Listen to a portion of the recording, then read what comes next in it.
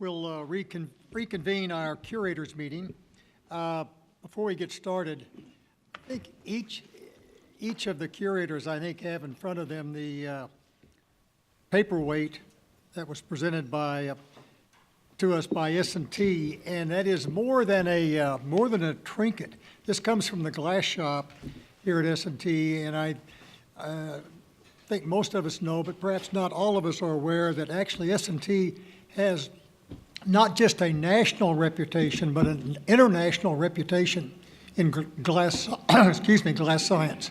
The S&T is well known throughout the world for their research in glass science.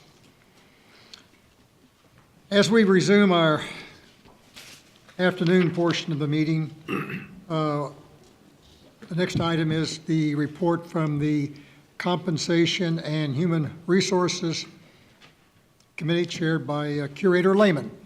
Jeff? Thank you, Chairman. The Compensation and Human Resource Committee has one information item to present today. The Retirement Plans Annual Report. Vice President Jill Pollack will begin the report.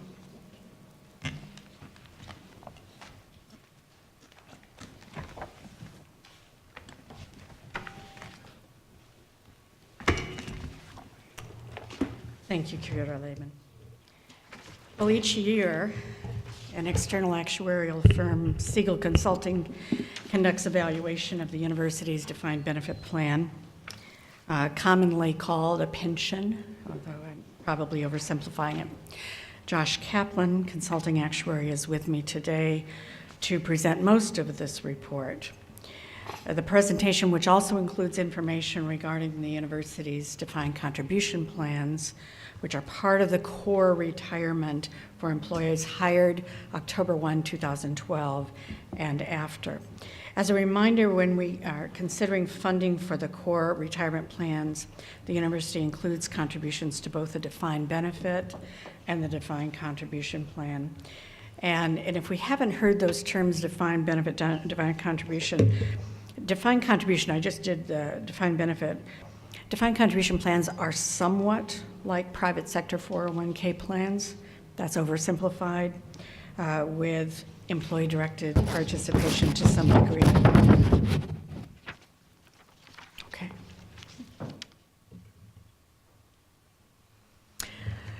So for those of you who are here in February, and more particularly for those who are the new curators, this is a slide that we used then when we talked about benefit plans in general.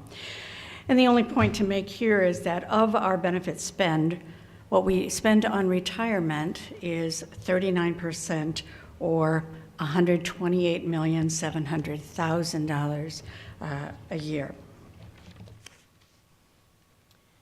And what I also talked about in February was that we are beginning a shift from people being almost entirely in our pension-like plan, when the plan began, of course, to just 3 short years later, really being at more of a 2/3, 1/3 split. And that's attributed to attrition and those folks who are then hired and under the new plan. And this will continue to shift. We expect by the year 2020 to have our peak retirement of people who were in the baby boomer age group, and that's going to dramatically affect this chart in the future. So this is the second of 3 reports on benefits in retirement plans. So the first was in February. This is the second with the annual report. The third report, which is in June 17, and where we expect the most conversation, because you'll have a lot more data to take a look at, is our asset allocation.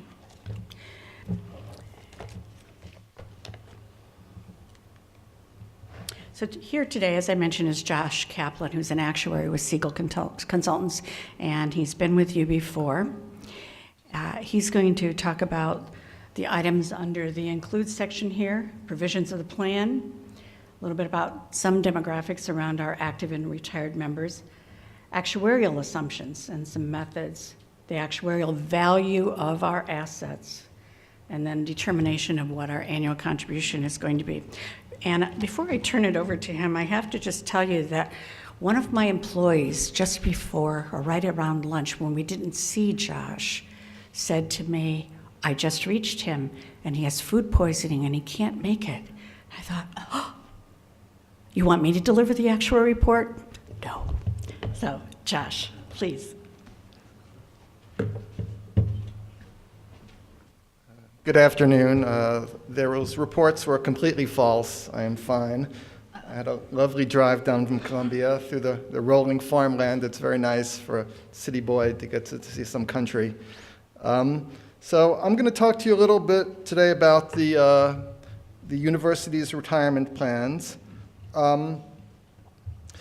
Every year, we're retained to do a valuation of the retirement plans. And the purpose of that is to determine the liabilities of these plans, how much they owe, and also to determine the ongoing funding costs, how much the university is required to contribute to maintain these benefits each year. And there are, as Jill mentioned, there are a number of factors which go into this valuation.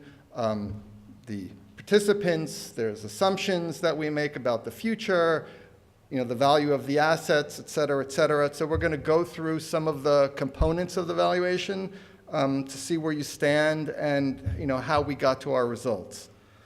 So first, we're going to review the provisions of the plan. I'm sorry, I didn't forward. The university actually sponsors two retirement plans, which are included in our valuation. The first, as mentioned, is the Retirement Death and Disability Plan. That's the one in the column labeled RDD. That is for employees hired by the university prior to October 1, 2012. And the other plan is the Employee Retirement Investment Plan, which is for employees hired since October 1, 2012. As mentioned, the RDD is a straight defined benefit plan. And what does that mean? That means that the plan actually specifies the benefit that you get at retirement.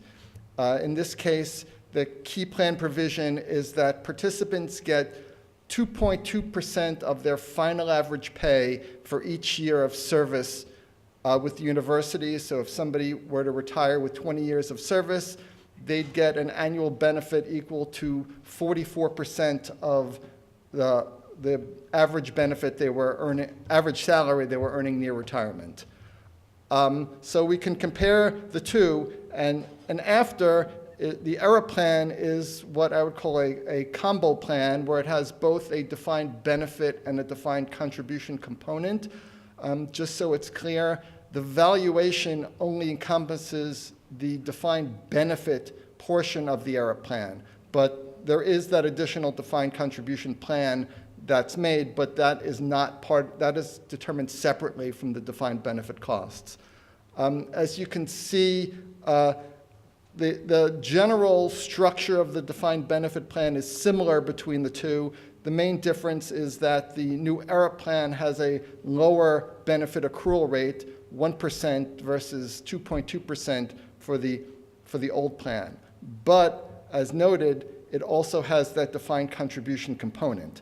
2% of pay and an additional match above that. So the net result is the value of the two plans is roughly comparable between the two. It's just a different structure in how the benefits are provided. Another key point to make is that since 2009, the defined benefit plans have had a required employee contribution component. The employees are required to contribute 1% of their salary up to the first $50,000 in earnings, and then 2% on any salary above the $50,000. And that is used as an offset to the cost of the plan.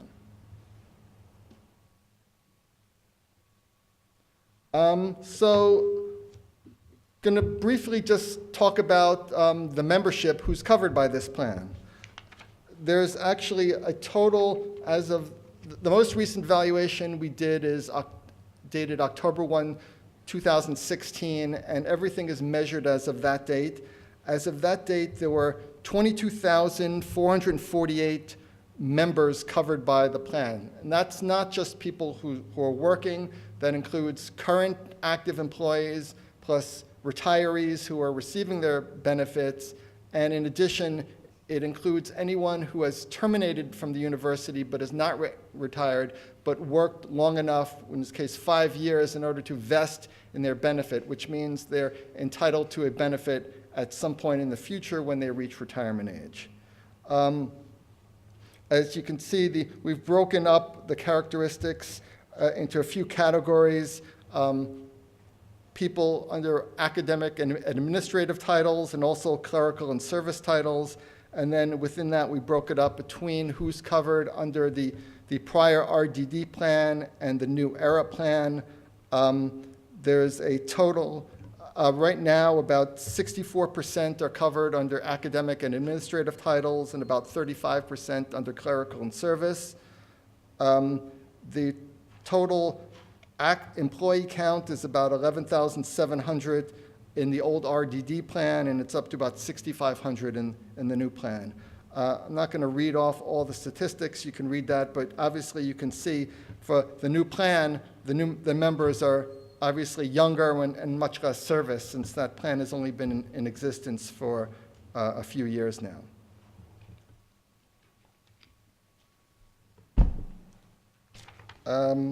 Briefly going to mention some of the information about current retired members. During this past year, it's not up on the slide, but there were 630 former employees who retired this year and commenced receiving their monthly pension benefits. That brought up the total number of retirees to about 8,200. As shown, about 5,000 of them were former academic and administrative, and about 3,100 were clerical and service. You can see the average age at which participants are retiring. The academic administrative work a bit longer, retiring at about 64.3, whereas the clerical and service are going out at about 63.1 years of age. So now we're going to get more into a little of the heart of how we determine the costs. The first part we're going to go through is how we determine the assets for the valuation purposes. Typically, what you would see in a typical audit or anything like that is a market value of assets, which is, that is the value that you could buy and sell your assets in the marketplace. So if you own a stock, you can go online, see the current market price, and that's how it's valued. It's typically done differently for an actuarial valuation. In this, we use what's called an actuarial value of assets, and this is a very common technique. The majority of defined benefit plans do something very similar. And in this case, what we do is, instead of recognizing all the investment income in a single year, because, as we've all seen, the market can fluctuate wildly from year to year, for this purpose, investment gains and losses are averaged over a 5-year period. So that way, the asset value doesn't swing as much from year to year, and the annual required contribution stays more stable than it otherwise would be. So we can look at some of the components. I would point out that in this actuarial method, it's only the investment return that's smoothed or averaged. All the other net cash flows are recognized when they occur in that year. So when we look on this chart, that employer contributions, $98 million, that is what the university actually contributed to the pension plan for the plan year ending September 30, 2016. And similarly, in addition to that, employees made an additional contribution to the plan of almost $15 million for that year. The next line in that chart, you'll see the investment income.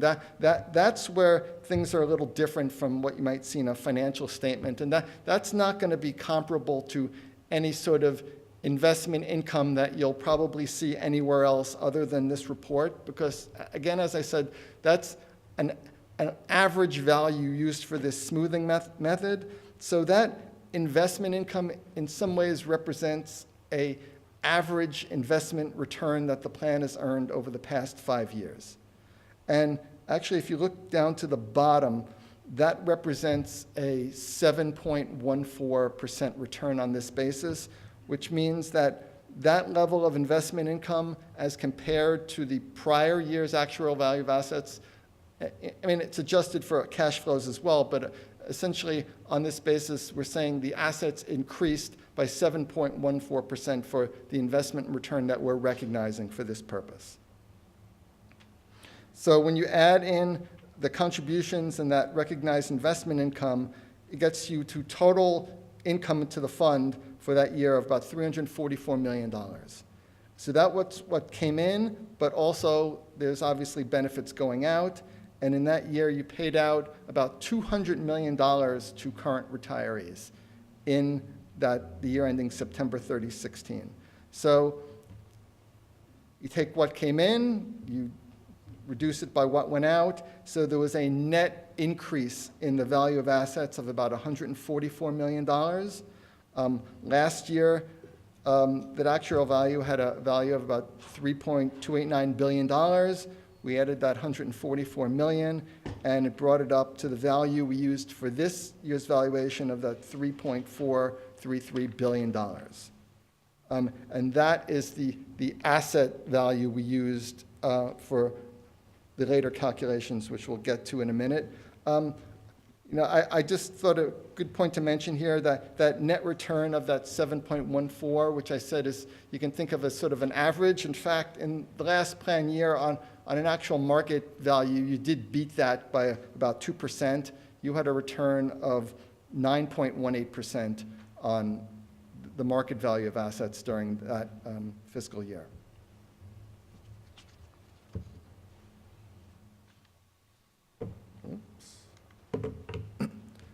So, I mentioned this actuarial value that we use for the pension valuation, and this is intended to give you a little more detail on exactly how we determine that amount. Every year, as I said, we recognize the cash flows as they occur, but the investment income is smooth. So what do we do each year is the first step on the investment income is you now have an assumption that the plan assets will earn 7.75% per year. The first step is, well, since that's what we expected to happen, that is what we recognize in the asset value. The first step of the process is saying, we assume that's going to happen, so that is what we're going to value. But of course, every year that never happens precisely. You earn more or less than that. So what happens is the shortfall or excess over that amount is spread over the current year and the following 4-year period. So if we look at that column labeled original amount, what that represents each year on a market value basis is what did your funds return in excess of or in shortfall of that assumed 7.75%. So if you look at the top row, that 43.9 million, what that, as I said, on a market value basis, the fund earned 9.18%, which is in excess of the 7.75% assumption. And that turned out to represent almost $44 million that you earned more than we projected you would. So the fund that's an additional amount that the fund gets to take credit for, but as we said, we don't take credit for it all at once. We took 20% of that value and reflected it in this year's assets, and there'll be another 20% reflected for the 17 valuation, 18, 19, and 20, until it's all fully recognized in the assets that we're using for the valuation. So if you look down that table, you'll see actually 4 positive numbers and unfortunately one fairly large negative number. That means that in 4 of the past 5 years, on a market value basis, you exceeded your valuation assumption. So there's an additional amount that's going to be recognized in the asset value. Unfortunately, in that 2015 year, that was not a good year in the investment markets. The stock market during that, remember, this is not a calendar year, it's a 9/30 to 9/30. The stock market declined somewhere, I think, about 3% during that period. It was actually a negative return, and you were better than the stock market, but the actual return was about negative 1.8 in that year. But remember that we're not comparing that to a 0, we're comparing that to the assumption of 7.75. So you were about in that 1 year, you were about 9.5% below the assumed for that 1 year, and that 308 million is, how far below you were the assumption on that 1 year. So, but you can see there's a mix of positive and negatives, but the big positive number you had in 2012 is now fully recognized in the assets. So now that one larger negative dominates. So the total amount of investment loss that we haven't yet reflected is that $130 million. So as it said, that is unrecognized return. So it's not yet in the value of assets. So if something's not yet in the value, we have to subtract it out from the value. But being a negative number, when you subtract it, it flips, and now we add it. So the value of assets that we reflect for the valuation is the $130 million greater than your market value. And that, again, will be recognized over the next few years and be phased into the market value, into the actuarial value.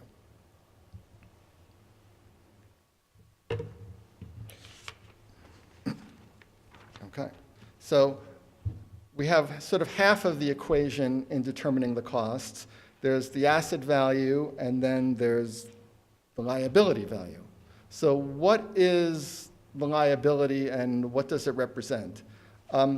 As we said, this is a defined benefit plan. So you have promised a benefit to participants when they retire, and that benefit has a value that we calculate. So I think first we'll go through, because it's a little simpler, what does that mean for, say, retirees and inactive vesteds, people who are not working? So these people they're no longer working, so we've already determined by the plan formula what they're entitled to at retirement. So, but our process is, well, we know somebody can get whatever pension of $20,000 a year starting when they're 65, but what is that worth today? So that is where we use our assumptions, and we discount that value with the probability of how long people are going to live and how much your assets are going to return. And so what we do is take that and we determine what is the amount of money you would need today if all the assumptions are realized, the assets earn what we expect, people retire when we expect, and they live as long as we expect. What is the value of assets you would need to have today to pay for that benefit for their lifetimes? So if everything works out exactly, if you had that amount of money, you'd pay it out to participants as they retire, as long as they live, and literally with your last check, you'd pay the last person out, and it would all work out exactly. I mean, of course, that's never going to happen, but this is our best estimate of what that number is. For actives, it's a little more complicated because these people are still working and still earning benefits. So the liability is associated with what's called a funding method, and every funding method will calculate liability a bit differently. This plan uses what's called the entry age normal liability funding method, and what that means is it's designed so that we determine a level cost as a percentage of salary for each participant, that if that amount is contributed each year that they work, should exactly accumulate to the amount needed to pay their retirement benefit. And it's done as a level percentage of compensation. So if an employee starts, and we'll do the calculation and say, well, for that person, you have to contribute 5% of their salary in order to fully fund their benefit, that amount doesn't change. It's determined based on when a person starts working, and even if the assumption things don't work out, that it goes into a different bucket, that normal cost stays the same, which is the design of it, is for in order to maintain stable costs from year to year, is that the cost will stay the same for every year that person works until they retire, in order to maintain that sort of level benefit stream. So what does the liability mean for an active participant? Well, for those people, they both have earned a benefit so far from what they've worked to date, but they're also going to continue to accrue additional benefits through additional years of service and future salary increases. So for actives, what that represents is the total value of what they're expected to earn, both through what they've worked now and additionally what they're going to work into the future. It's that total value less the portion that you're expected to contribute in future years for those ongoing normal costs. So it's basically their total value less what you've promised to pay in the future. But I think a simpler way, maybe not exactly technically accurate, but a simpler way to think of it is the value of the benefit they've earned to date for work they've done so far. The reason I say it's not exactly because it does take into account to some degree the expectation that they're going to continue to earn higher salaries into the future. It doesn't reflect the future service yet, but there is a component to already reflect those future salary increases in order to maintain that level annual funding cost. So you can see the numbers up there for the different categories of participants. The liabilities have been accumulated, about $1.9 billion for actives and $200 million for the inactives, $1.7 billion for the current retirees. And you add those all up and comes out to $3.9 billion. That's essentially, according to the funding method, that is the amount of assets you should have accumulated thus far to cover the costs for prior work. But of course, we're going to look at, and we just discussed, well, that's not what is in the fund at the moment. Right now, you have about $3.4 billion for purposes of the valuation. So you take the difference, and there's $459 million of what is called unfunded liability. That means that is liability that, under the funding method, it would be expected that you would have already had the assets for. But, as we'll say, you do not have that level of assets. So there's $459 million. So in addition to the ongoing costs for benefit accruals, you have this $459 million in unfunded liability. And that is paid off over time. The current schedule to pay that off, in 2013, the Curators approved a 30-year closed amortization schedule, and that means the schedule started at 30 years at October 1, 2013, and is going to reduce by 1 year each year. So this is the October 1, 2016 valuation. So now we're down to 27 years remaining. So under the university's funding policy, that unfunded liability is scheduled to be fully paid down over the next 27-year period.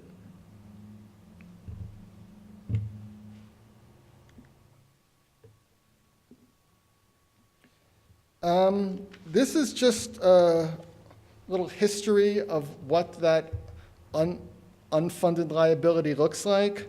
And if you go back to the last decade, you can see there are negative numbers, and it says overfunded. I don't know that I would use the term overfunded because it makes it sound like you have too much money, which I don't think there's such a thing. But what it means is that you just had more, at that point, you had more money in the retirement fund than was needed to cover the benefits earned to that date. So you were ahead of the game. So what happened, I'm sure you're all remember 2008, the Great Recession. There was a very significant asset decline, not only in your fund, but through all pension funds. It was an issue that affected the entire retirement universe, and there was a significant investment loss in that year. But why don't we see a giant increase immediately after that? Again, because of that 5-year smoothing. There was a very big loss, but it didn't get fully recognized for a full 5 years. So 20% in 2008, 9, 10, 11, 12, and as you can see, but it had been fully recognized and that's when you hit your largest unfunded liability. But since then, you've been making the payments, and that has declined, and it's projected to continue to decline as you amortize that unfunded liability. So this is where it all leads to. What is the cost for the university? There are two main components of the cost. The first, the normal cost, which we discussed a bit, that is the cost for the additional benefits that active people are earning in this plan year. So they work an additional year, they earn more benefits. That is how much it costs to pay for those benefits that are being earned in the coming year. And that represents about $69 million, or 6% of salary. The second component is the amortization cost, which was that $459 million from the prior slide, and you're paying that over 27 years in level dollar installments. It's just like a mortgage. Your payment scheduled is $39.7 million, and that is scheduled for the next 27-year payment of that. In this year, that represents 3.4% of payroll, but since that's a level dollar amortization, that's actually projected to decline as a percentage of payroll as payroll increases with inflation. The total costs are the sum of those two pieces, 9.5% of payroll. Of course, in this plan now, you have an employee contribution offset, which is 1 to 2% of payroll. Based on the salaries of members, that averages out to 1.3% of the total payroll. So that offsets the 9.5, which gets you down to a net contribution for the university of 8.2% of payroll as the required university contribution under your funding method for the fiscal year 2018. So almost done. So just briefly summarizing the results. Again, as I said, the plan currently has a liability of about $3.9 million. We're reflecting assets of 3.4. And that, if you take the ratio of that, that represents a funded percentage of about 88.2%. Just comment that obviously the goal is to get to 100, but 88.2 is definitely favorable as if you look into the typical funded percentages of large public sector plans, you're definitely above average on that. So that's a good sign for the health of the fund. Mr. Chairman, that concludes my report. If I can. Sure. The 88% funding, you understated it nicely. Actually, aren't we probably in the best funding position of any of the major public pensions in this state? In the state, yes, I believe you're the, yes, I think you are. They have the best funded percentage of any of the Missouri state And funds. offhand, approximately what is the funding percentage in Illinois?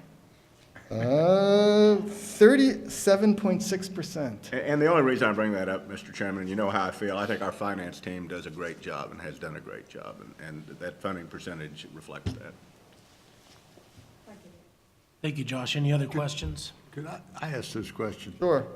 You know, it looks like, if I'm reading this right, 2007, 8, 9, were we 100% funded at that point? You were No over un- 100% No, funded. no unfunded liability, Correct. right? And this last year, of course, we added $144 million. Yes. So if we did that for 3 more years, if it didn't change, we'd be back to 100% funded, right? Unfortunately not. No? Because the liabilities grow with interest every year. So just the passage of time, every year, someone who's not working is a year closer to getting their benefit. So you have, their liabilities increase by 7.75%.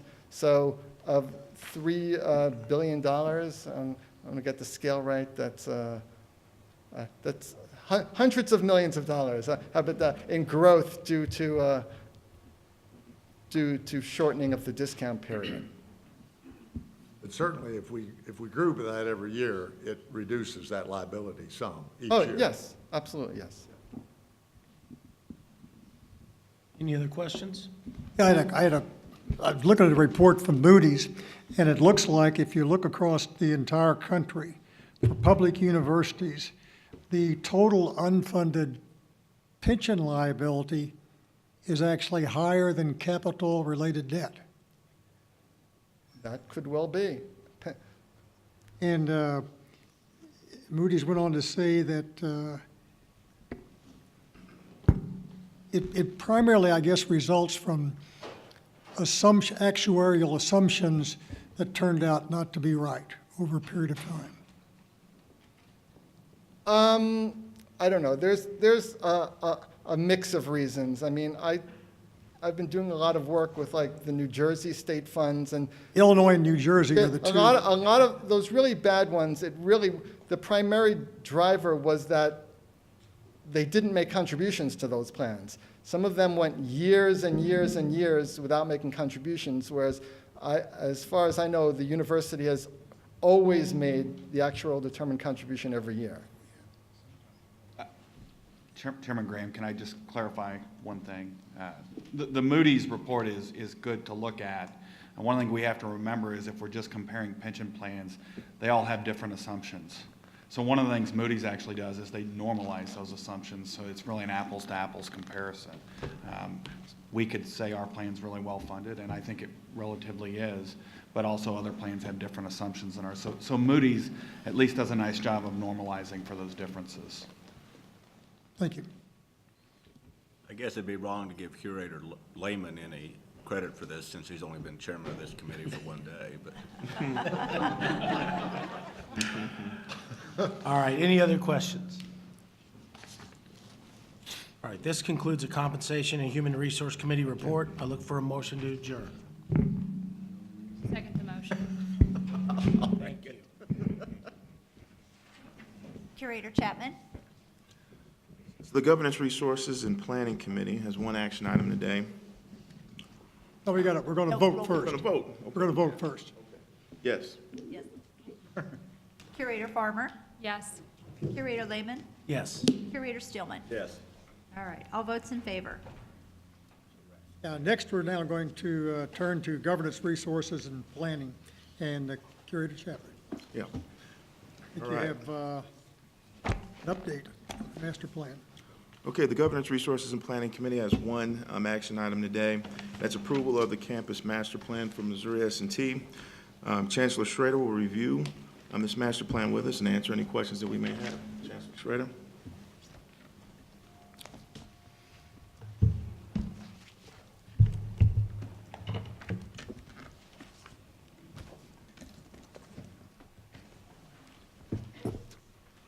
Mr. Chairman and members of the board, I am very pleased to provide you an update on our campus master plan.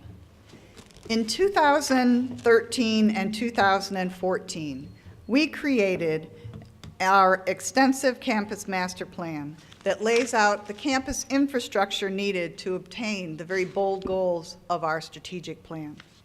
We prioritized renovation and building projects and separated them into 3 phases. And 3 years later, I am very pleased to report that we have completed or begun almost all of the projects from that first phase. We also purposefully did not print a single copy of the plan, but rather we have an extensive interactive website that goes into great detail. We do, however, have a very small updated brochure that's being passed out right now, and we will briefly walk through that. Let me first orient you to this map on the screen and also the maps that you see within the brochure. As every good engineer will tell you, north is always up, right? You want to know where north is, so that gives you some sense of where we are. The top of the map is north. The highway that you see with the major diagonal stripes is Interstate 44. And the other major highway that you see that bisects our campus is Highway 63. And that's called Bishop Avenue as it runs through Rolla. So highway, this is I-44, and that's Highway 63. This map gives you a high level of what were our existing conditions as we went into our planning originally. The blue dots you see represent our gateways or entries onto campus. Our previous plan noted the lack of one main entrance, which we are correcting. The orange squares signify areas that we've identified as most in need of improvement, and I'll go into some more detail soon. We also identified, by the way, at that time that it was very difficult to know if you were actually on campus or off campus. So being able to define what the campus is also important to us. Our plan is the result of much research, planning, and conversation, not only on campus, but also in the community. And it is directly tied to our strategic planning process. On this slide, you will see the stakeholder engagement timeline that we followed. We launched our first master plan, as I said, in 2014, based upon our strategic plan, with the approval of the Board of Curators. Beginning last fall, we have assessed the improvements that we've made, taking into account changes that have occurred on campus and in our updated strategic plan, and we are adjusting accordingly. I think you'll find this slide of great interest to you. With the current economic climate, we anticipate little capital funding from the state, and so we need to make sure that we make the best use possible of the space that we have. At the outset in 2013, I made sure that we engaged consultants who were known for their ability to do space audits. And at that time, they did an extensive space analysis comparing our spaces to national guidelines.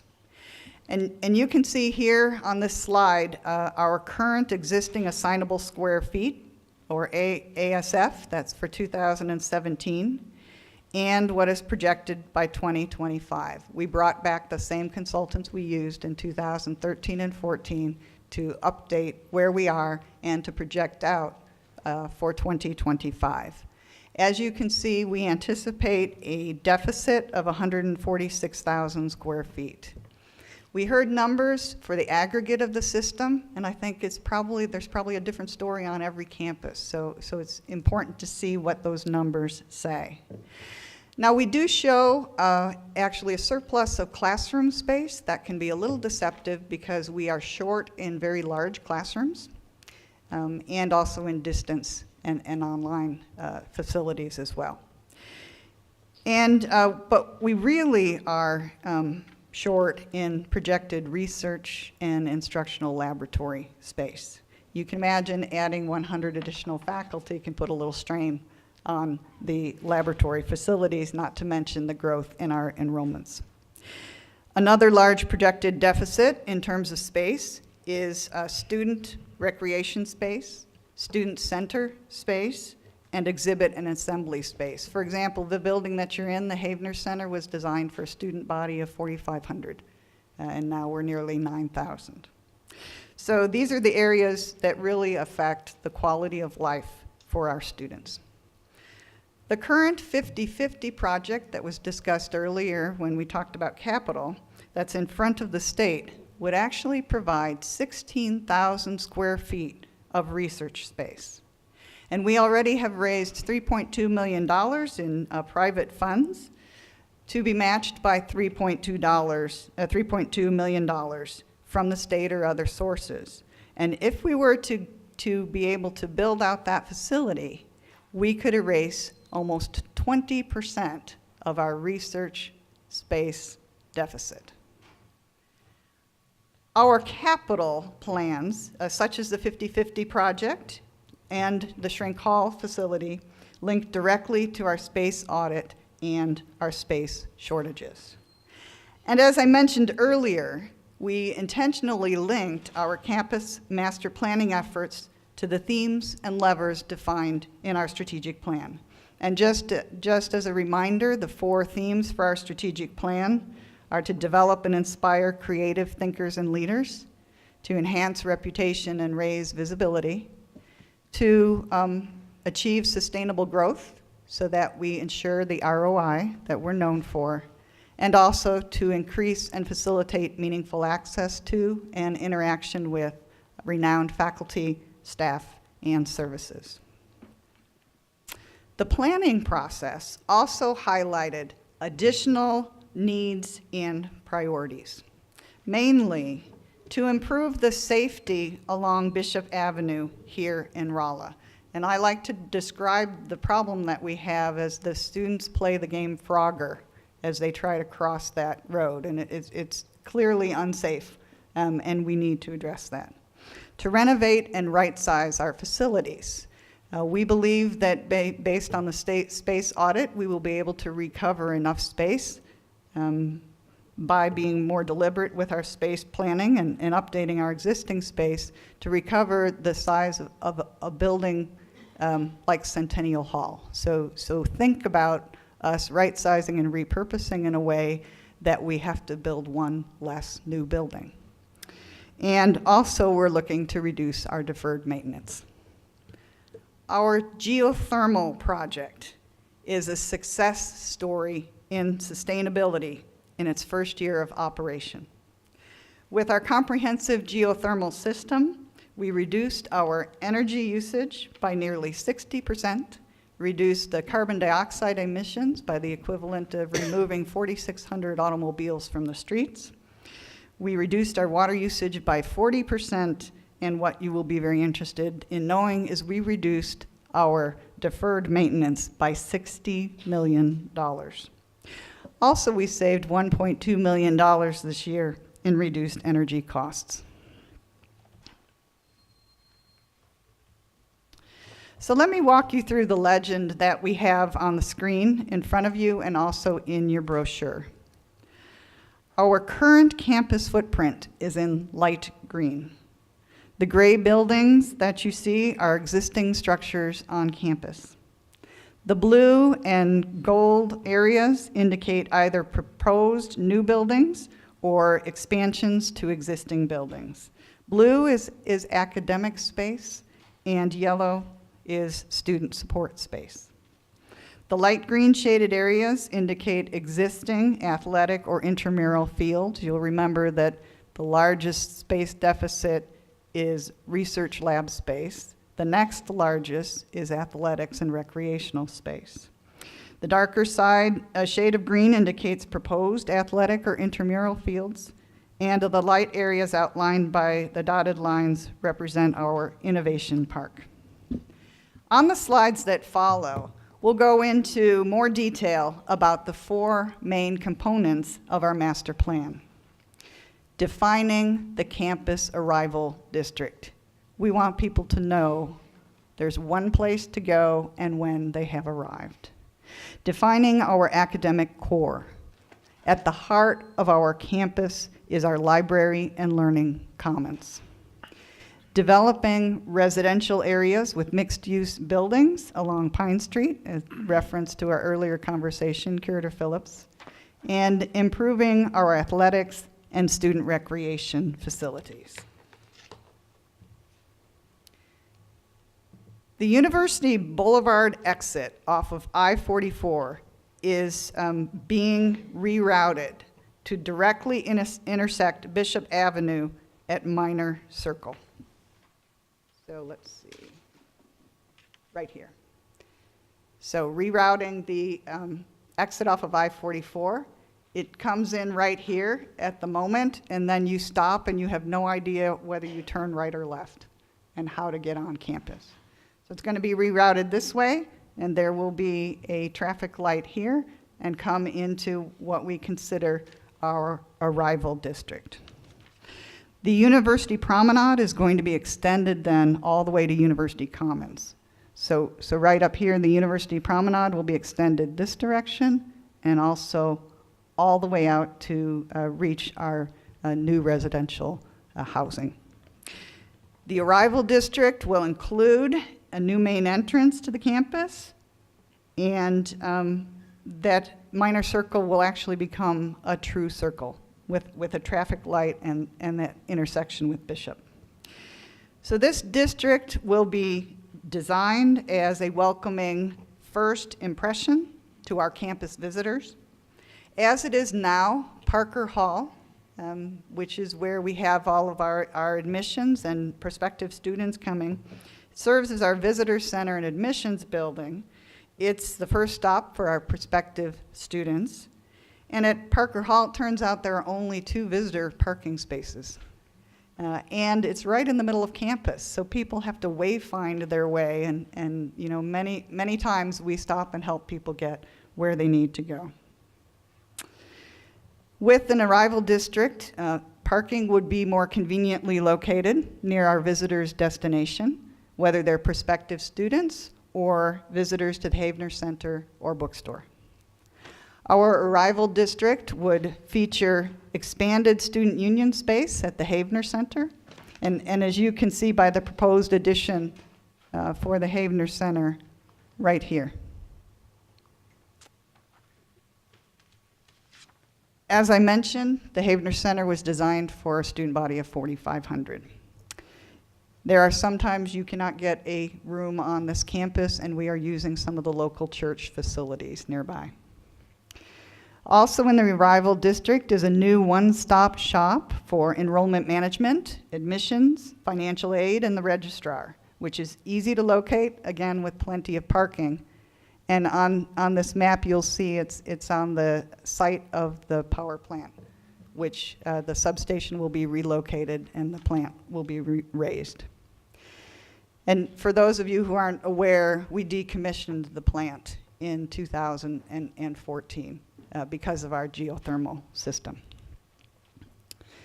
One of the new showcase structures that we would like to add is an interdisciplinary research center where students and researchers could come together. And this would really help us address some of that research space deficit that was shown in our space utilization study. And that's this academic colored building right here. Finally, and as a nod to our history, the Rolla building, our oldest building on campus, would be prominently featured for visitors as they enter Minor Circle. And that's this facility over here. In our 2014 master plan, we identified many existing academic buildings in need of extensive renovations to modernize systems and facilities. Our renovations and right-sizing includes new partnerships with the Phelps County Regional Medical Center and with the Hasselman Alumni House for leased space. We are renovating those spaces and will move non-academic staff outside of the academic core of the university and repurpose that core space for academic purposes. We are also exploring building out a shelled floor of the new Del Day Cancer Institute at Phelps County Regional Medical Center, being able to bring in our biomedical researchers, faculty, staff, students to work with clinicians and physicians. And so it's just a win-win and incredible partnership that's developing. In particular, it should be noted that we also have smaller additions to buildings and smaller renovation projects. And this helps reduce the required number of new standalone building projects, which are harder for us to fund without additional capital allocations. Our Schrank Hall renovation, for example, has been our top priority for nearly 15 years. And roughly 85% of our students pass through that facility. We have seen the development of some amazing technologies through that facility, but maintenance issues have reached a point that we actually were compelled to close some of the research labs this year because of safety issues.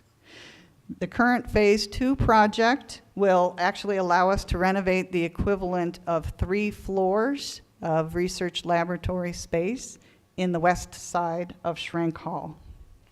Because of the long delay in putting the needed investment into this facility, we have been informed that the entire east side of that building needs to be raised and start over again. That's the part of the building that was built in the 1930s and the 1940s, and where those laboratories had to be closed down this year.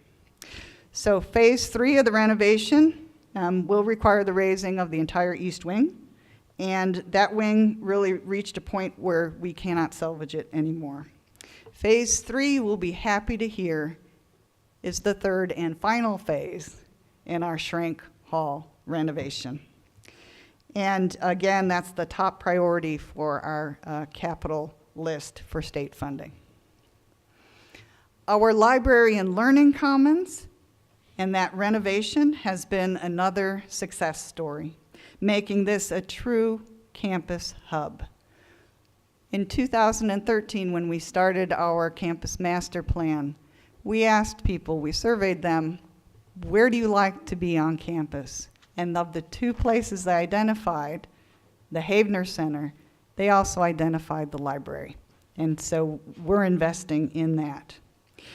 We originally planned for a large addition to our library, and so on the 2014 plan, you saw something added to the library. This is the library right here in the center of campus, center of the academic core. But now we do not believe that we actually need this, because we've been taking it upon ourselves to find solutions in very innovative ways. Instead, we are moving things out of the learning commons that do not need to be there. And we are also phasing in the renovations. Following Phase 1 renovations, library visits increased by 33% from 2013 to 2016.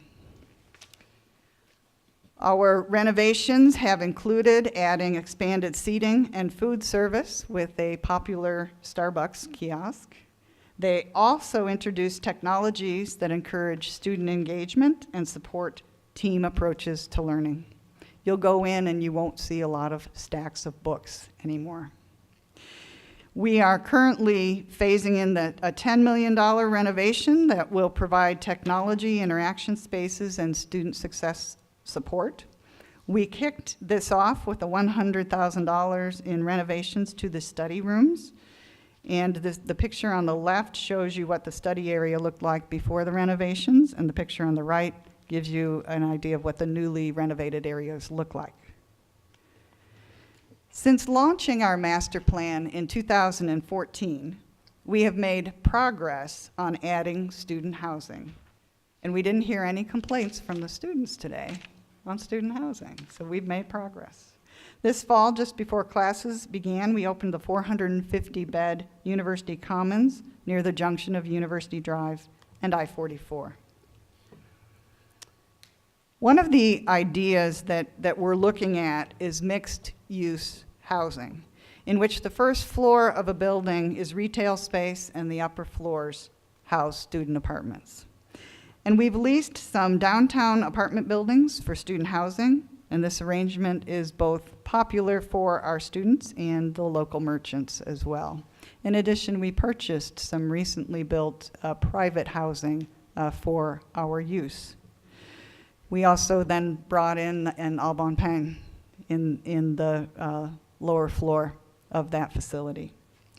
The connection between the community of Rolla and our campus is important to us, and since our 2014 campus master plan, we opened the Hasselman Alumni House on Pine Street, and that extends our campus reach into the downtown area. It's the connection between downtown Rolla and Missouri S&T. Members of our community can rent areas within the house to host events, such as business meetings or weddings. We have our first wedding in June. And our Minor Alumni Association is actively marketing Hasselman Alumni House as the best, the most attractive venue in the region. We have a very active student body. They're active and they're smart. Missouri S&T is one of the few universities in the nation where students interested in STEM-focused disciplines can participate in competitive athletics. Roughly 70% of our students were athletes in high school, and the vast majority of our students are involved in student organizations, club sports, and intramural activities. These programs, I think, provide a welcome relief from the academic rigor of this institution. And they also offer opportunities for engagement and inclusion outside of the classroom. Since 2014, we have added artificial turf fields, air filtering, air conditioning to our athletic complex through the addition of a 4th geothermal plant. We renovated locker rooms and the basketball facility, and we now are fielding 2 new sports teams. We also closed the golf course, and we have plans for a golf practice facility and new athletic fields in the recreational core.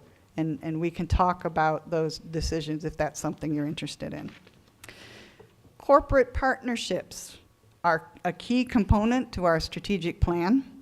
Employers and research investors are 2 of our 6 key customer groups, and we want to continue to strengthen those relationships with our corporate partners, so we incorporated that interest into our campus master plan.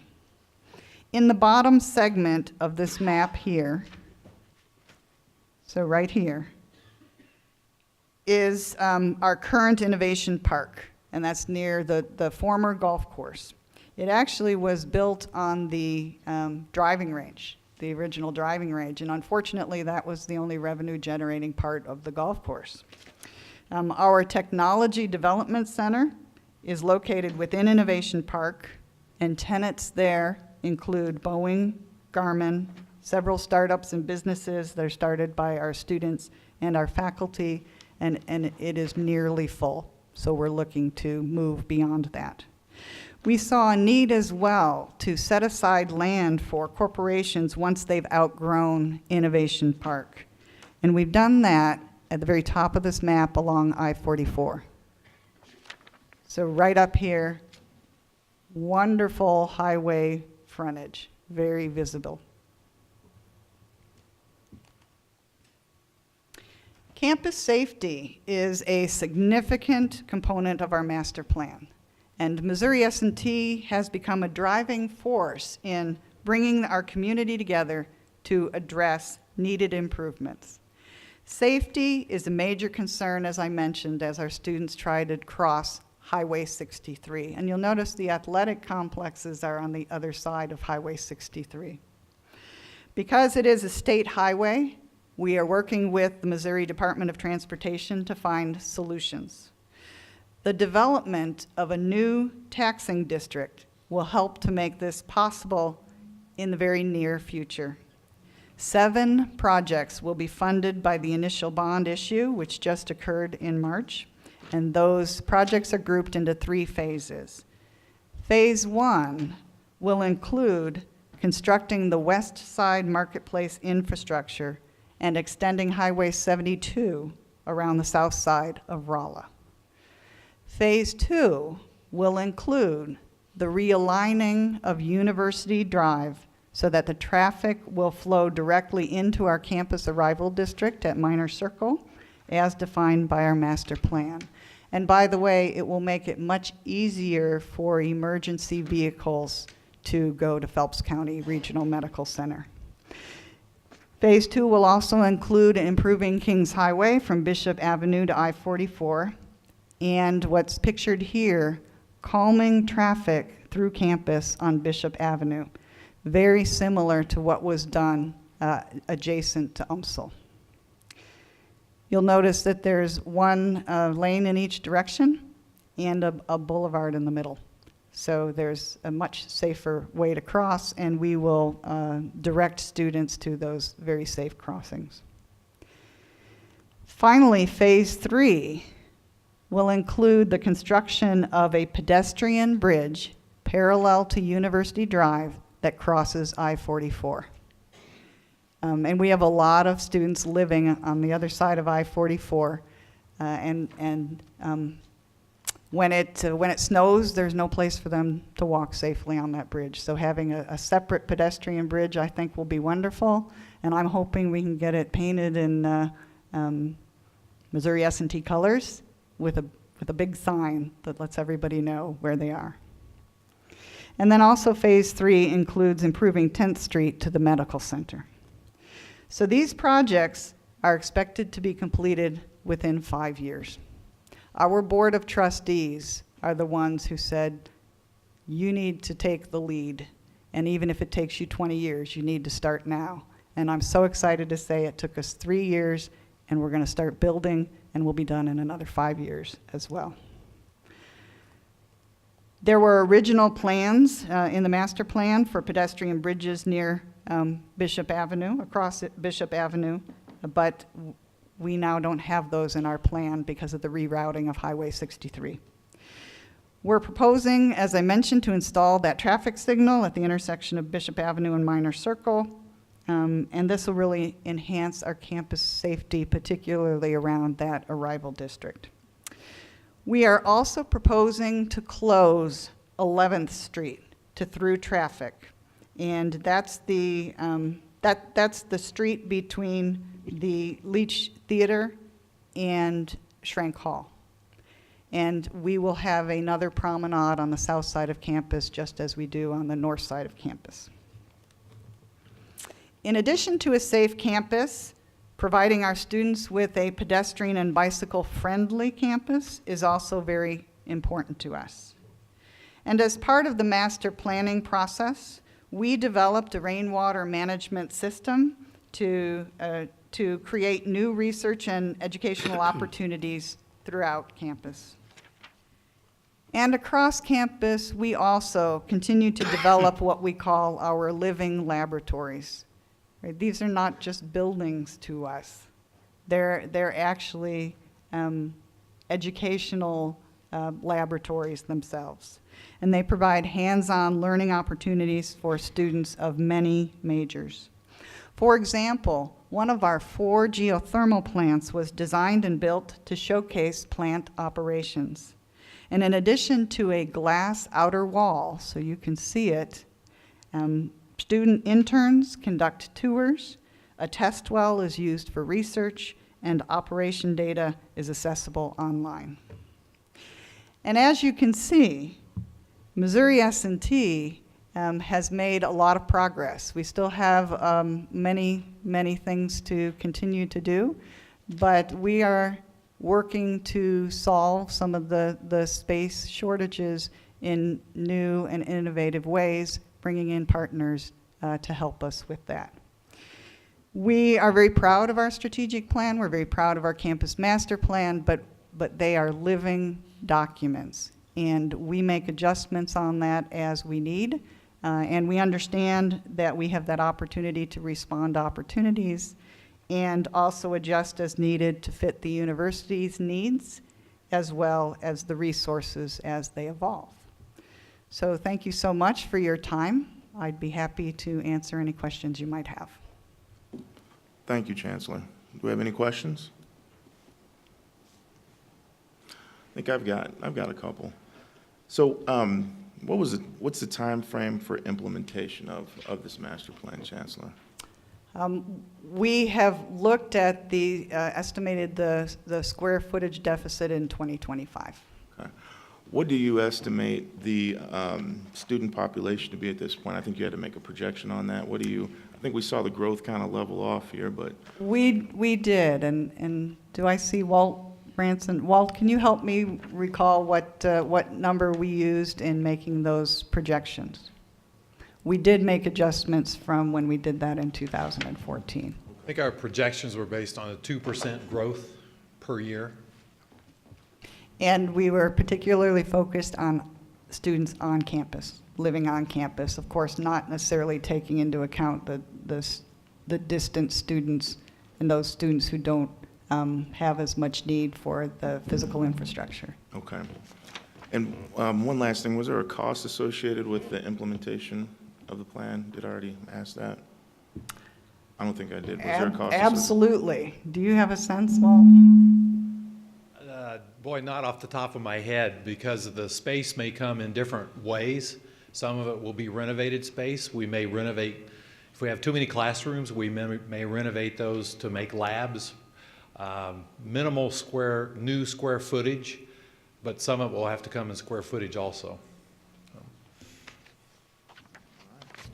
Sounds good. Any other questions? Well, may I get a motion and a second from the Governance Resources and Planning Committee to recommend to the board to approve the 2017 Missouri S&T Campus Master Plan? I make a motion to approve. Second. Sydney, can you conduct the roll? Curator Chapman? Yes. Curator Farmer? Yes. Curator Steelman? Yes. Okay, you have all committee votes in favor. Matter is now before the board. Do we have a motion to approve the S&T master plan? So moved. Second. A motion and a second. No discussion. We'll then have a vote. Cindy? Curator Chapman? Yes. Curator Farmer? Yes. Curator Graham? Yes. Curator Lehman? Yes. Curator Phillips? Yes. Curator Snowden? Yes? Curator Steelman? Yes. All votes in favor. Thank you. Thank you. Chancellor, sorry. Thank you, Chancellor. It was a pretty exciting plan.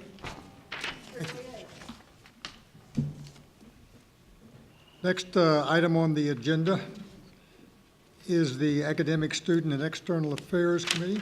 Curator Snowden. Thank you, Mr. Chairman. I want to mention that the Academic, Student, and External Affairs Committee has 2 information items and 5 action items, and the first information item will be the University Relations Report from Dr. Steve Conor, and I think he's already at the podium.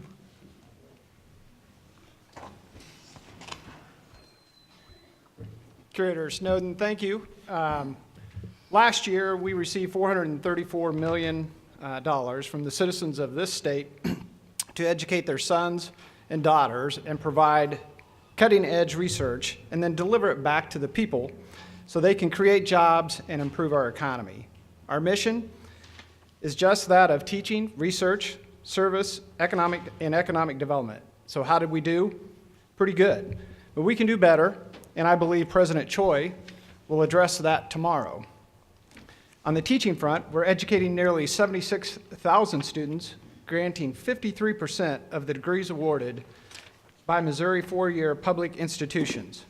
In research, $280 million in research that is helping to create jobs, cure cancer, and feed the world's population. On service, under the leadership of economic development,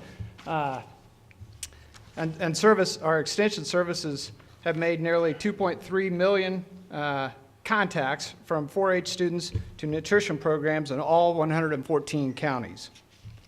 Economic development is based on our recent study by MU professors Ron Hartstad and Joe Haslag. Our economic impact around $3.5 billion for the state with a 4.1 multiplier effect. Since his announcement in Jefferson City, President Choi has hit the ground running, having conversations with various stakeholders, both internal and external.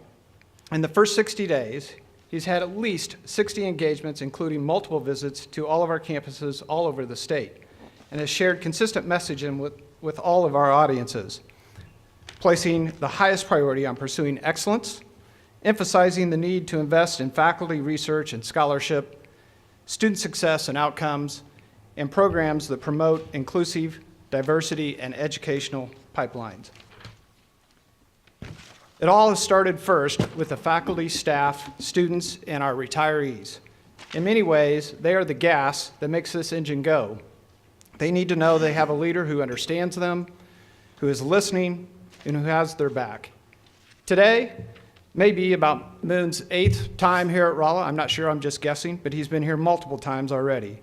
From faculty meetings to meetings with student special events and retirees and receptions, all have given them a chance to get to know President Choi as someone who has their back, who understands them and supports them in their important work. Clearly, much of our support comes from both state and federal government. Their support is key to accomplish our mission. They've been waiting on a leader to invite them to get back on the bus. So from personal visits to like the events at the legislative day, which was actually one day before Moon's official first day, so we got him for free on that day. We had over 500 in attendance representing our 4 campuses. Faculty, staff, as well as alumni and extension, all sharing how the university affects their lives and makes Missouri a better place. President Choi has already spent a tremendous amount of time on this effort. Next, we've been meeting with donors and alumni, community leaders, and extension business partners from all 4 corners of the state. They're proud of this great university, and the passion they have for us comes out loud and clear. At the end of the day, it's a clear message that comes through. The University of Missouri system is a beacon of hope and is where families send their children for the hopes of a better life. We are sharing quite often the President's engaging message through different audiences using some of the photos that you see behind us, by tweeting, with traditional and social media efforts to show the utmost transparency. We Facebook Live President Choi's first media availability to our followers, the first for any UM president. The feedback we are receiving from these interactions is consistent.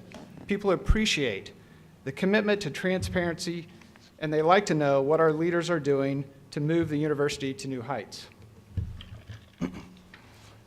I mentioned Undergraduate Research Day in the Capitol already. This is MU student Morgan Fryman from Steelville, Missouri, with her local state representative Jason Chipman, featured in the Steelville News. So I want to pause for a moment. Take a look at this photo very carefully. What do you see? You see a smiling student and a smiling state rep.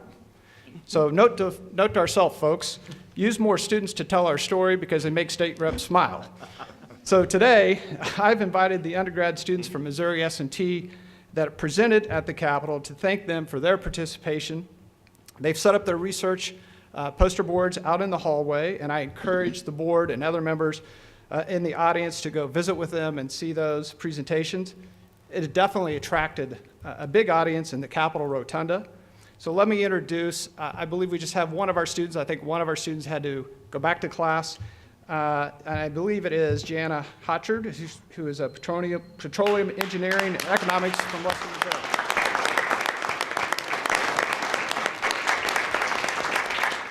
Jana, thank you, and thank you for putting smiles on our elected officials. So as the session is coming to an end, we've had some big issues that were before us, and many of these have been taken care of.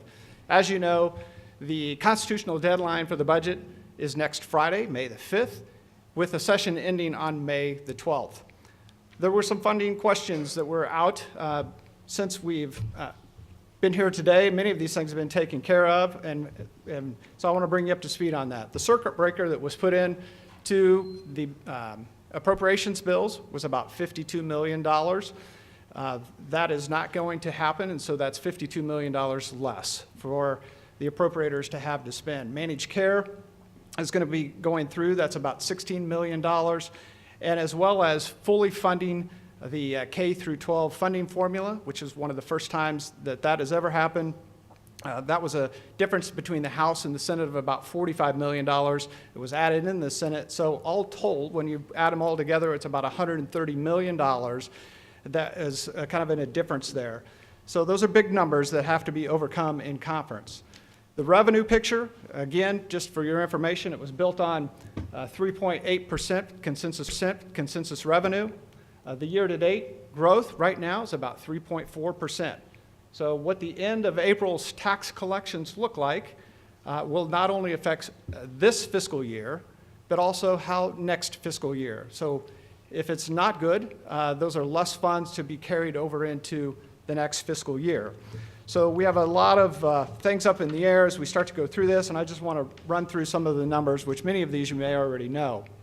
Before you is the core funding proposals that were proposed by the governor, what the House action and the Senate action were.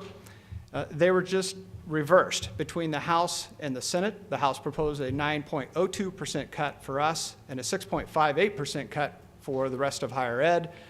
And then the Senate reversed that, and so it's at 6.58 and 9.02. That's about $11.3 million difference for the University of Missouri to go from 9.02 down to 6.58, to put it into some perspectives.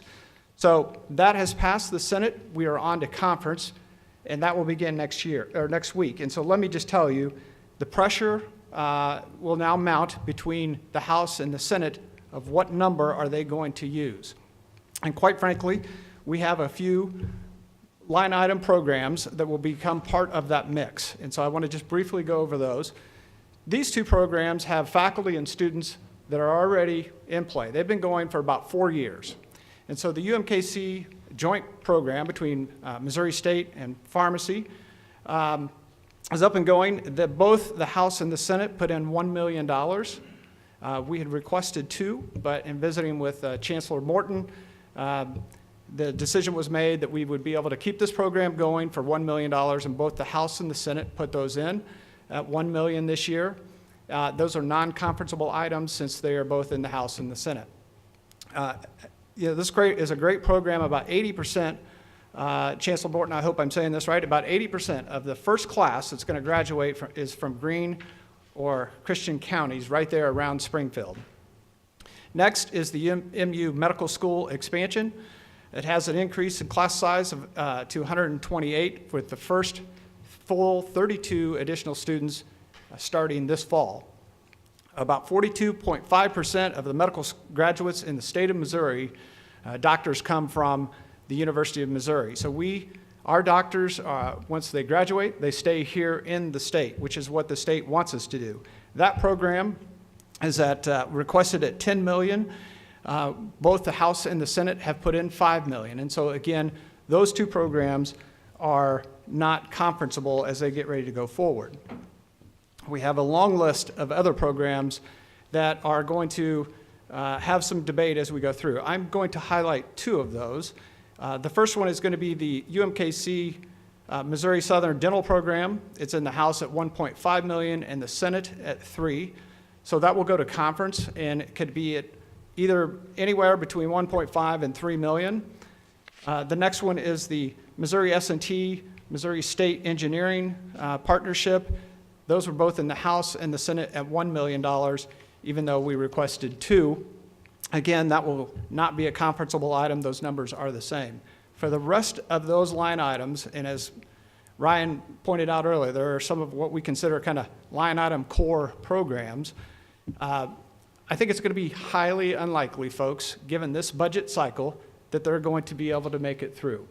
But what the pressure is going to come back to is the slides that I had a few moments ago, which is where do we end up with the core and the difference between the House and the Senate.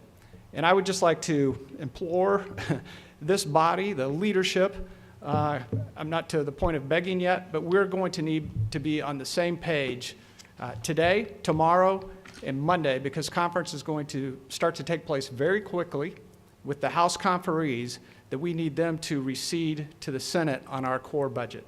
Why are we not to the point of begging yet?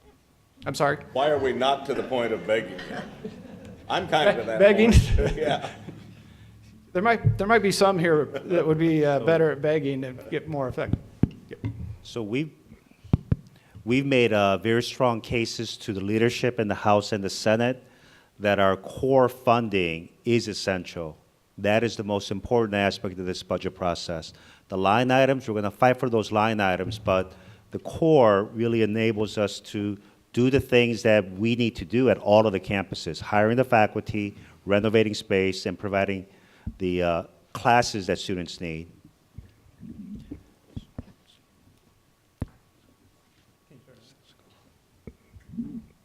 So, thank you, President Choi, and that is right. And so we'll be calling on our board and chancellors and obviously President Choi to kind of lead us in that effort here over the next 24 to 48 hours. Let me just finally say that this morning, just around lunchtime, the resolution with the UMKC Performing Arts Center passed the Senate 28-4. So it's on to the governor's desk. Again, it's a resolution around the Performing Arts Center.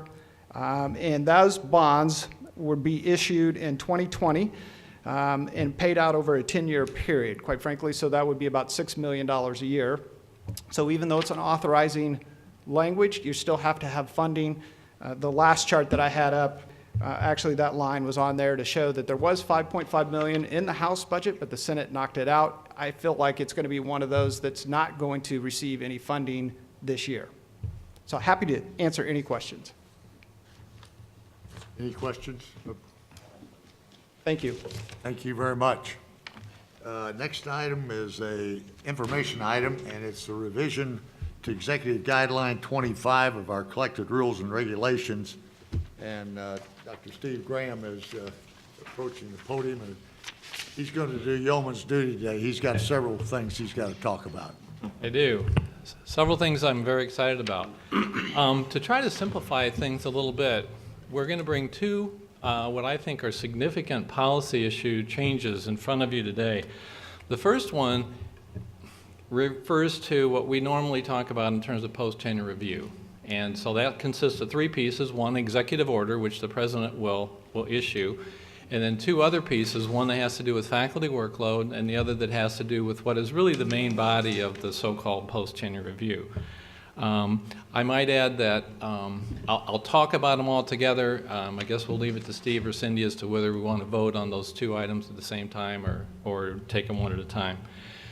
Just to give you some background, I think probably starting a couple years ago, IFC, which is the body that interacts with the system and the president, decided that it was important to take a look at the post-tenure review guidelines. And so recognizing that the tenured faculty and the tenure track faculty provide a solid foundation for the university. At the same time, they wanted to make sure that faculty had a great sense of responsibility, and that even after tenured, that there was a sense of responsibility and follow through. So IFC formed a task force and helped drive this, and I guess I should point out Susan Brownell, who's the chair of IFC, chaired the task force and did major yeoman's work. Throughout this whole process, it was vetted very carefully with the task force. They went out and looked at, talked to provost and deans on campus, looked at other universities, policies, some of the major universities, Illinois, Purdue, Iowa, Florida State, others that we would look to. And then with that, came back and drafted a set of guidelines, looked at other policies that might be affected. That's why we're changing those that relate to faculty workload and whatnot. Those policies then were approved by IFC. They went out to the campuses for full vetting on the faculty councils. They came along as well. And I might add that the provost group was with us all along looking at those guidelines. I think I'll just give you a few highlights, so to make a sense. The process that I described is really critical because we had to have faculty engaged along with the provost. I think we've tightened up the rules a lot. We've made them better in the sense that it's tied to an annual performance review. We've cooked in there a section that looks at faculty workload each year so that you can modify it and give what we call variable workload, so it's not a one-size-fits-all. We asked the faculty identify minimum standards for post-tenure review. We put a lot of things in there, I think, that tighten it in terms of if there's an unsatisfactory at either teaching or research, that you get an overall unsatisfactory. As before it was kind of vague about that. So we've done some other things, cleaned up the committee that provides a performance improvement plan if a faculty does not pass the post-tenure review piece. And so all in all, I think it's a set of guidelines that are much clearer, that should provide guidance to the department chairs and the deans so that they can act quicker, which is really an important part. So anyway, I can answer any questions that you may have.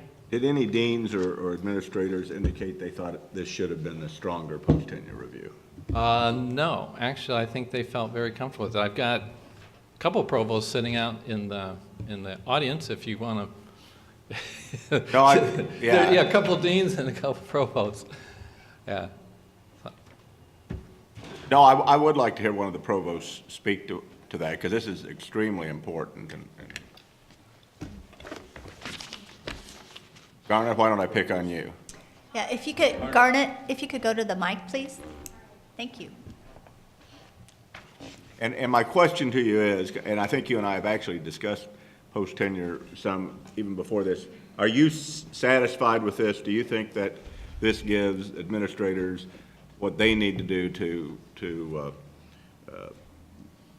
try to assure the best performance by our faculty?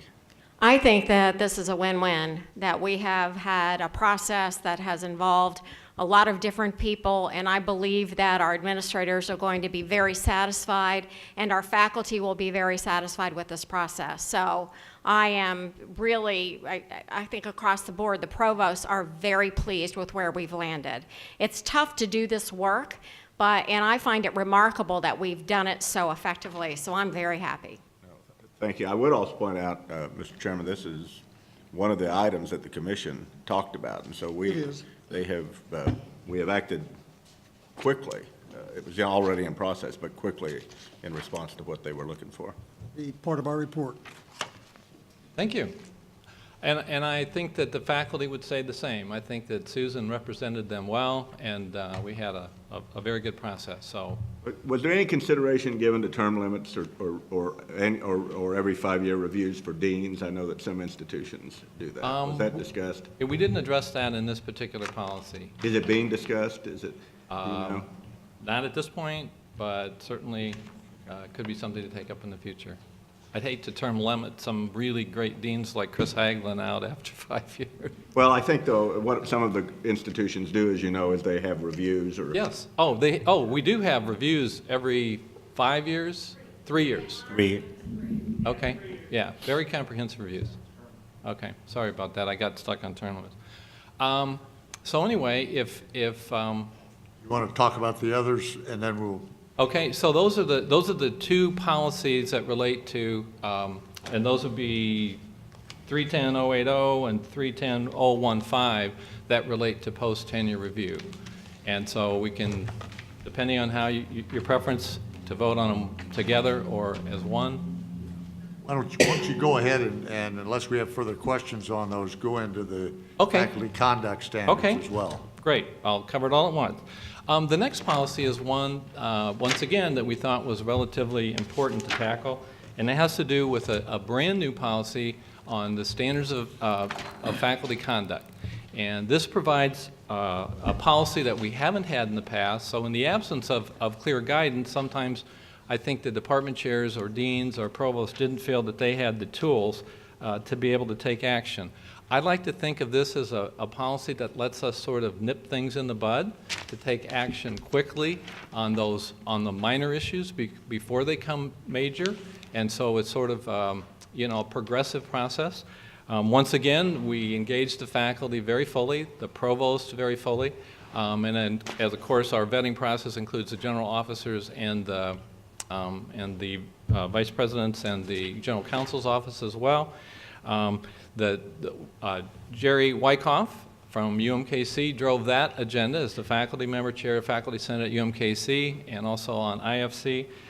So we worked with the campuses, once again, vetted it with the faculty councils on the campus, and identified a process that we think will give our chairs and deans and provosts an opportunity to act.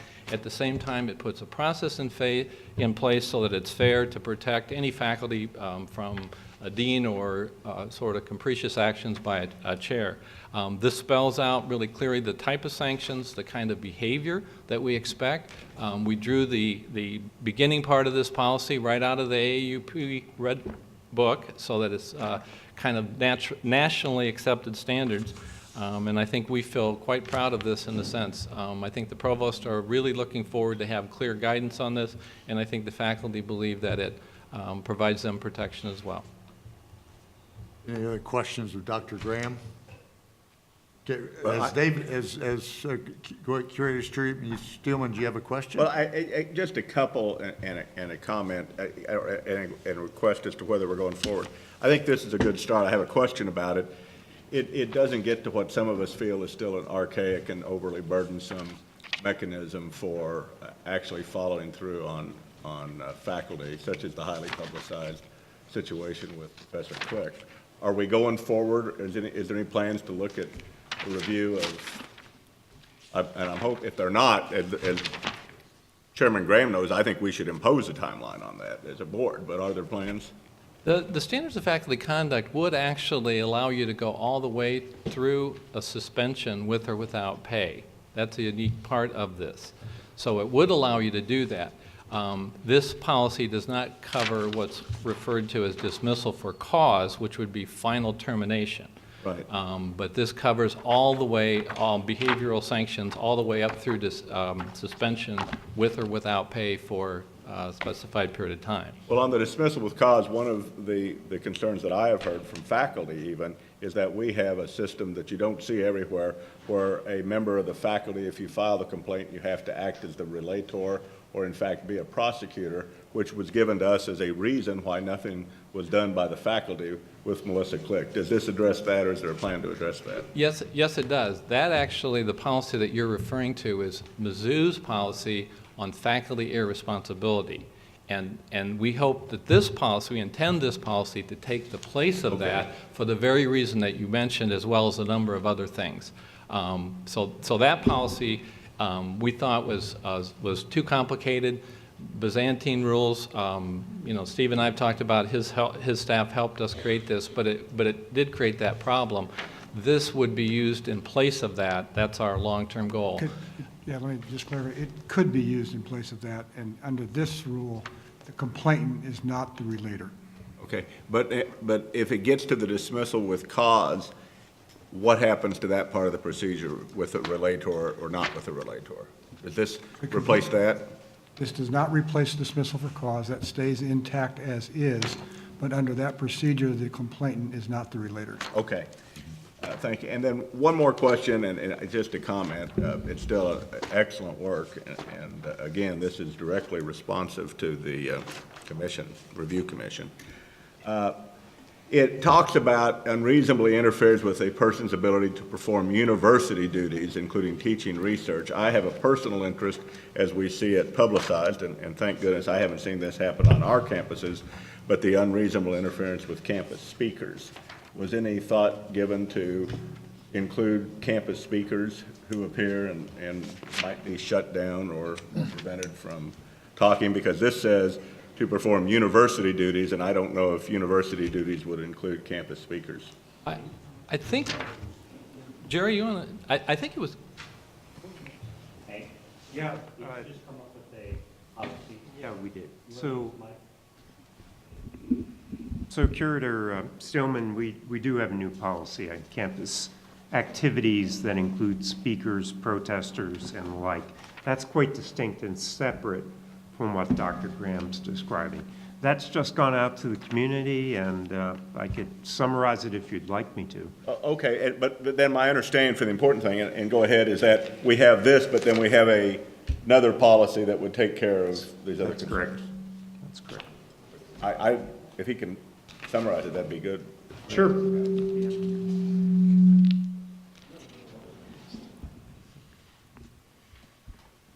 problem is right there. It's feedback. Okay, so with regard to our new policy on protest public spaces, free speech, and the press. This was put together by an ad hoc joint committee that my office and Faculty Senate, Ben Trachtenberg, put together. It was led by Bob Jerry, who's a professor in the law school. And we're pleased to announce that it's really, I think, an exceptional step forward for the campus.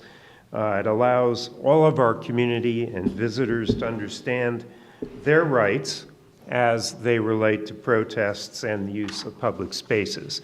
And it includes, among other things, specific policies about the use of those public spaces, posting of materials, using sound amplification, illumination devices, chalking, and even camping on campus. And you can remember that became an issue back in 2015 in the fall. These new policies, as I said, were developed over the course of a year. Wonderful job done by Bob Jerry and his team. They're grounded, I should say that Bob is a professor of law and quite a noteworthy professor of law. The new policies are really grounded in the First Amendment and democratic processes. And I think when you read them, you'll see that they are written in a way that's expressive of the core of our mission at Mizzou. So as a land-grant university, we aim to be a place for essentially sharing ideas and allowing those ideas to be expressed, whatever they may be. And the new policy does, in fact, permit that. I want to also thank both Rhonda Gibler and Gary Ward for people on their staff who worked to take what was an excellent white paper written by the ad hoc committee, and then they reduced those to 4 new business policies. So if you have a chance to read through those, Curator Steelman, I think you'll be very happy to see that. And I think that this will address some of the issues of a kind that you see happening, very unfortunately, behaviors at places like Berkeley, Clarendon State, and Middlebury College. Curator Steelman, I think this is the same policy that you and I discussed. I sent it to you by email, and you and I discussed it after you received it. I think it's the same one. Yep, perfect. If I could add on to all that, there are 2 important policies that Chancellor Foley is referring to. One is an expression or a statement regarding freedom of expression that closely mirrors some of the statements that have gone around in higher education, including the University of Chicago statement. And then they took that general principle in that statement and they applied it to some very specific situations on public property. And that's the second policy that he's referring to, both of which are released now and part of the business policy manual, business policy manual for MU. So there's 2 policies, one which is a general statement about freedom of expression, and the second one that applies to some very specific situations. And then let me also add that both with regard to Chancellor Foley and Professor Trachtenberg and others, as well as the work that Dr. Graham has done, these are really great examples of shared governance. And for the new curators that we just went through orientation, all of these were the result of some really good deliberation and collaboration by administrators and faculty and other campus leaders. And also have been directly responsive to some concerns people in the state of Missouri have. And I just repeat that not because all of you don't know that, but we have friends in the press that I hope will consider writing this story. I also shared that policy, as you recall, with the co-chair of the legislative committee, and she was very happy with it. May I ask, so that's a Columbia campus policy, and that can go forward without board approval or input. But what are our plans for bringing that forward as a CRR or some other board adopted for the other campus? So what we plan to do is work with IFC, have the IFC discuss this matter, and then ask the IFCs to bring it back to their campuses to have the faculty senate and the appropriate bodies adopt a similar policy. I think it's a really excellent policy that doesn't really require much any kind of special condition for each of the campuses. and then we'll bring it back and adopt it at the system level and consider for the CRR. And currently, we're using the same procedure related to the University of Chicago Statement on Freedom of Expression. The Mizzou campus, about a year ago, adopted a policy that was very similar to the Chicago model. That was circulated now through the IFC to each of the campuses, and by June, we've asked that each of the faculty senates adopt it so that we can adopt it as a system for approval by the Board of Curators. So we're moving through that process. Thanks. The last thing I'd like to add is that the standards of faculty conduct rule that you're about to vote on applies to all 4 campuses. Mizzou's got a special rule on faculty responsibility that applies only to Mizzou, but this proposed rule would apply to all campuses. What Hank was saying was just a policy adopted by the chancellor. We're talking about a change in collected rules now. Correct. Is there any other questions of Dr. Graham? We've got 3 rules here, so we've got to have a motion on each one and adoption on each one. So do I hear a motion on the collected rules dealing with faculty workload policy? Is there a motion from the committee that we adopt that? I make a motion to adopt the collective Is there a rules. second? Second. Second that. Cindy, would you call the roll? Curator Farmer, Yes. Curator Lehman, Yes. Curator Phillips, Yes. Curator Snowden. Yes.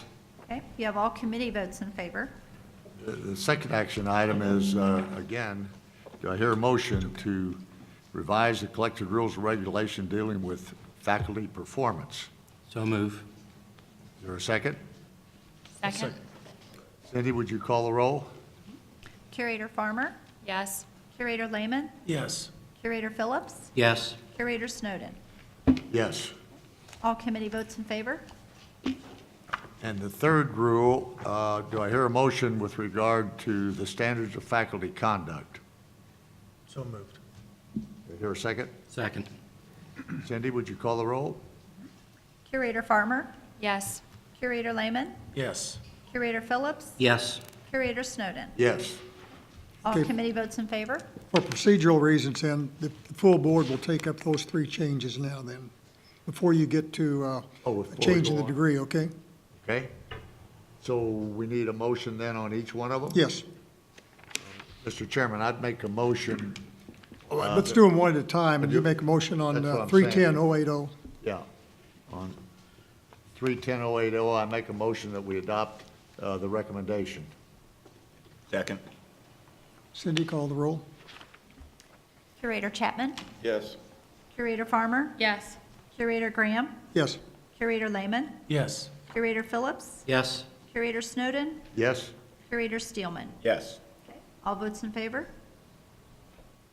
Mr. Chairman, on collective rule 310-015, dealing with faculty performance, I move that we adopt that. You have a second? Second. Cindy? Curator Chapman, Yes.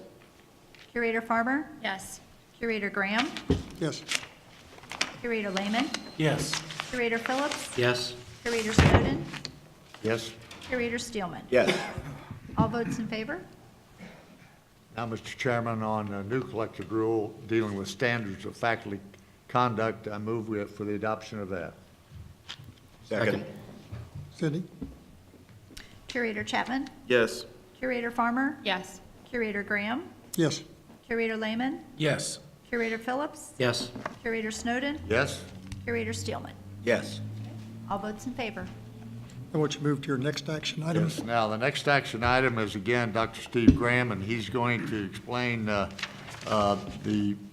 new degree dealing with Master of Science Finance at MU. That's correct. MU is proposing a new degree, a Master of Science in Finance. What we're finding, this is, I think, a very entrepreneurial program, very creative. As you probably know, the MBA program takes a more general approach. business ideas, and so the finance program is geared strictly for those that really want to dig deeper at the master's level in finance. Those people would probably go into brokerage firms or work in real estate or insurance areas. There seems to be a lot of interest in that over the last few years. The salaries are good, the employment opportunities are great. I think this is an exciting program. This is going to be a program that's delivered 100% online. It is what I'll call a self-pay program. It's going to be about $35,000 per student for the total package, and that in itself will cover the costs of the instruction and all the other associated activities with running this program. They also have really good support to develop the program. They've been able to collect $100,000 from a donor to help build the program, and they have a commitment for $250,000 from Mizzou's Mizzou online program to help them build this. They also have allocated $75,000 from the from the Trulas School of Business, making this a priority for them. They see it as a program that not only will serve students and meet an important need, but will be able to be delivered online and at the same time potentially generate funds when it's up and running at steady state. I think it's a real creative program. We've had some conversations among the other two campuses too, because they both offer finance programs, and they've looked for collaboration both with St. Louis and in Kansas City. So this is a program that I think has real potential and falls in that category, that entrepreneurial activity that we have been asking the campuses to develop, not only to cover the cost of programs, but hopefully to develop additional income. So I recommend it without hesitation. Is there any questions of Dr. Graham? If not, do I hear a motion that we allow University of Missouri-Columbia to offer a Master of Science in Finance program? I'll make that motion. Second. Been moved and seconded. Cindy, would you call the roll?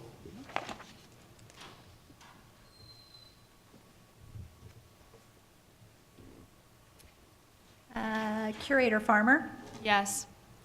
Curator Lehman, Yes. Curator Phillips, Yes. and Curator Snowden. Yes. All committee votes in favor? Now it's before the board. We have a motion to adjourn the Well, the committee. board go ahead and approve. I'm sorry, Mr. Chairman. I'd like to make a motion that we allow the University of Missouri-Columbia to offer the Master of Science in Finance. I move so. Second. Cindy, call the roll. Curator Chapman, Yes. Curator Farmer, Yes. Curator Graham, Yes. Curator Lehman, Yes. Curator Phillips, Yes. Curator Snowden, Yes? Curator Steelman. Yes. All votes in favor. Now, do I have a motion to adjourn the Committee on Academic Affairs? So moved. Second? Second. Cindy, would you call the roll? Curator Farmer, Yes. Curator Lehman, Yes. Curator Phillips, Yes. Curator Snowden. Yes. All votes in favor. Curator Snowden, you don't get off too easy. Now we move to the. Thank you, Mr. We Chairman. move to the Audit Committee, of which you're the chair. The Audit Committee now coming to order, and we have 3 information items and actually 2 action items today. And the first one is an information item dealing with fiscal year 2016 A133 audit report and NCA agreed upon procedure reports. And Rachel DeWiggins of BKD will present that information item. And after her presentation, we'll allow her to she'll take any questions that the committee might have. So Rachel? Thank you. Good afternoon.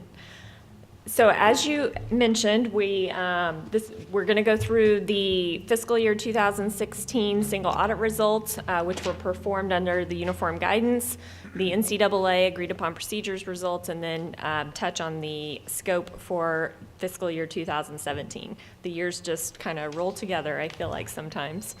An overview, so as a part of the single audit, we do look at the schedule of expenditures of federal awards and have to go through a detailed process of that to determine which federal programs are going to be required to be audited as a major program. During fiscal year 2016, the system did expend about $750 million of federal dollars. About 21 million of that was passed through the system to subrecipients. And as a part of our process, the program or cluster of programs that was required to be audited as major was the Student Financial Assistance Cluster, which was just over 517 million of those federal dollars, so about 69%. All of the other federal programs were deemed to be not major, and therefore we did not have to do detailed compliance testing of those. As a result, we do issue an audit report in accordance with government auditing standards, as well as a report over the compliance with those major programs. And I'm happy to report to you today that our compliance audit of the Student Financial Assistance Cluster did receive an unmodified opinion. That's the highest level of opinion that you can receive.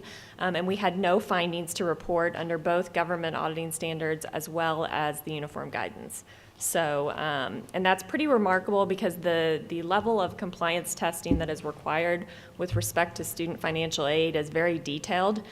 So it is pretty common to have findings. So the fact that there were none is remarkable, and I'd like to commend you for that.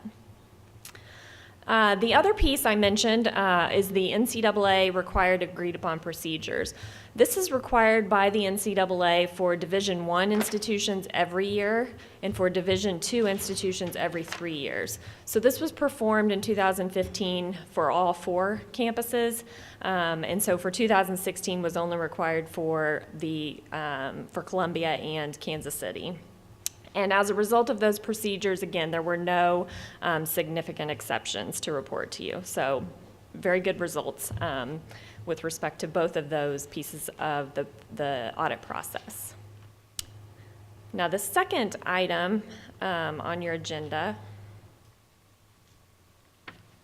Are there any questions of Rachel on this first item? Please proceed to the second one. The second item is moving now into fiscal year 2017 and looking at what the scope of that audit process will entail. We will be issuing standalone audit reports on both the system as well as Capital Region Medical Center. Again, we will be performing a single audit in accordance with uniform guidance. And again, in 2017, the NCAA procedures will only be required for Columbia and Kansas City campuses. So we've begun our preliminary audit work by holding some preliminary planning meetings just this month. And then we'll be back on campus in May to do a lot of our interim procedures, risk assessment, other planning. Then we'll be back on campus in July to perform the bulk of our detailed student financial aid testing. And then final audit procedures will commence really from August through October with the final issuance of the systems audit report in early October. Then the NCAA procedures occur after the financial statement audit is released. Our audit is performed in accordance with generally accepted accounting principles in the United States, as well as government auditing standards, and the compliance portion of the audit is in accordance with uniform guidance. A little bit about our risk assessment process. We do meet with various members of management from all 4 campuses, as well as at the system-wide level. We look at board minutes. We look at internal financial statements to really make sure that we're focusing our audit procedures on those areas that are deemed to be of highest risk, as well as looking at the internal controls surrounding the financial reporting process. Some of the areas that we've preliminarily identified as maybe being a little higher risk are listed here.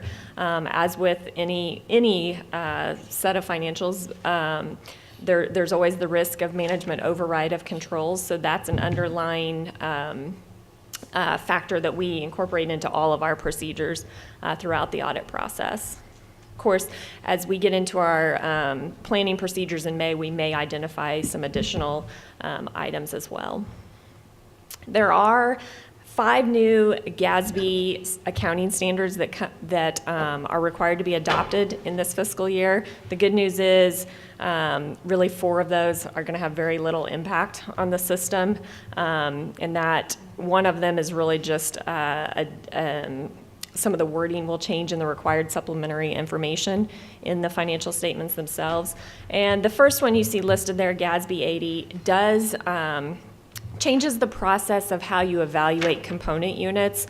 So currently in the system's financials, Capital Region Medical Center is presented as what they call a discretely presented component unit. So it's a separate column, if you will, in the financial statements. And that this standard requires that to be reevaluated to determine if that's appropriate or not. And so the system is in the process still of evaluating the implementation of this standard. I've listed here members of our audit team. I have here with me today Danielle Solomon, who is the lead engagement partner on the healthcare side, as well as Ryan Civil, who is the senior manager on the system audit. But there you have all of our contact information and just a little bit about BKD in general. Any questions with respect to the 2017 audit? Thank you. Thank you for your presentation. A few weeks ago, the state auditor's report came out, and there's a lot of things said in the media about that. Have you used that data at all, or any of that critique? And what is your thought process on that audit? Yeah, so we do read all of that, as well as all the internal audit reports, and use that as part of our risk assessment process. Now, I will say the state auditor, when they come in, they are looking at very different things than we are. The scope of our audit is really surrounding the financial statements, and are those presented materially correct in accordance with guidelines. So there are definitely 2 different approaches and scopes, if you will, but we do read all of that information to determine if we need to adjust any of our procedures accordingly. Did you think that there were any procedures you needed to address after you saw that audit report from the state? Not specifically, no.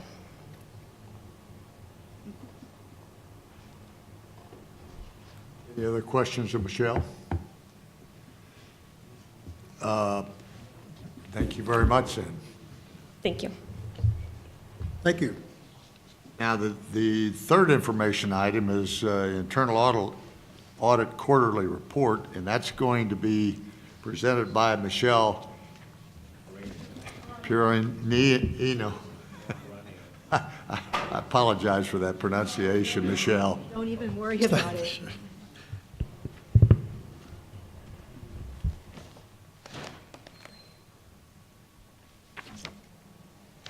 Well, good afternoon.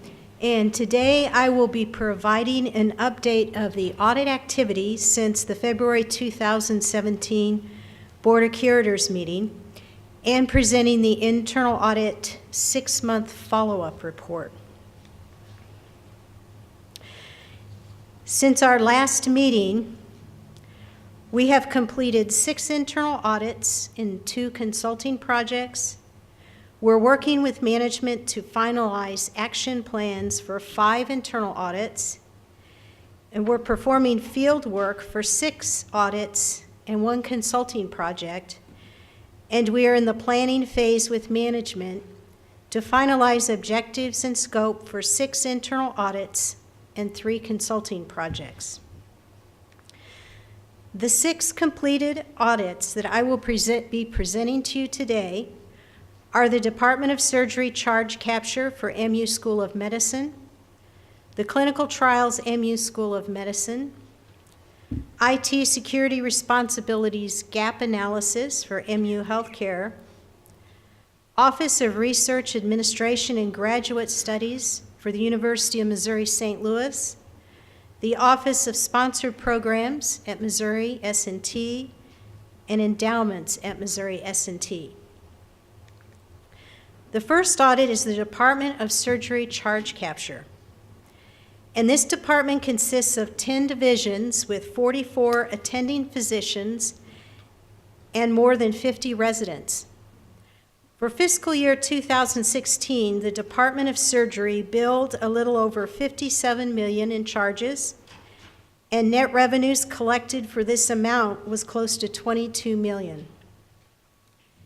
Billing and coding services are provided by university physicians' professional coding and revenue function for the majority of the divisions within the Department of Surgery, with 3 divisions having part or all of the coding done within those divisions. Coding began to be centralized within the university physicians beginning in 2013. So the objective of the audit really was about identifying opportunities for performance improvement in the coding and billing function for the Department of Surgery by evaluating the charge capture processes, including the coder and the provider responsibilities, and evaluating the reasons for rejected or discounted visits so that we could identify if any of those visits were controllable by the organization. Were they errors that we could solve ourselves? And a second objective was evaluation of the use and usefulness of the reports that are provided to the university physician providers in the Department of Surgery. The audit work resulted in identification of opportunities to positively impact charge capture processes by focusing on efforts to strengthen the relationships and promote collaboration in support of the shared ownership of the revenue charge capture and business performance outcomes. The Department of Surgery and university physicians have agreed to continued improvement of communication, resident education in coding and documentation, and regular updates about coding changes. In addition, both departments are collaborating with the Tiger Institute to develop more streamlined documentation tools and templates.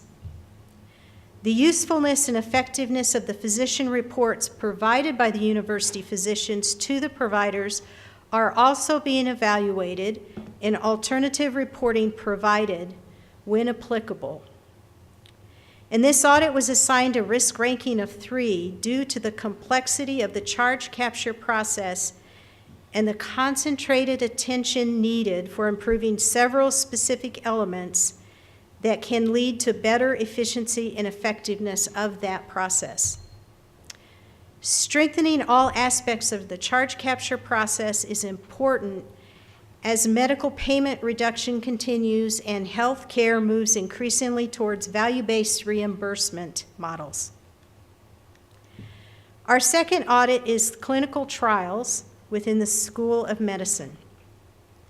And clinical trials are research studies designed to test the safety and the effectiveness of new drugs or treatments. Every drug available to doctors must be tested in a clinical trial before it can be used routinely on patients. The MU Campus Office of Sponsored Programs and the Office of Grants and Contracts within the School of Medicine assist the faculty and staff with the clinical trials process from beginning to end. And the clinical trials process is distinct from that of grants and contracts. The objective of this audit was to identify opportunities for the School of Medicine to better manage the fiscal life cycle of the clinical trials. And the key issues that were identified were that currently support functions for clinical trials are decentralized, and that some processes are inefficient and could benefit with additional skill sets and additional technology support. The Office of Sponsored Programs and the School of Medicine are collaborating to centralize clinical trials office within the School of Medicine, improve clinical trials processes, address necessary skill sets, and explore the option to purchase a clinical trials management system.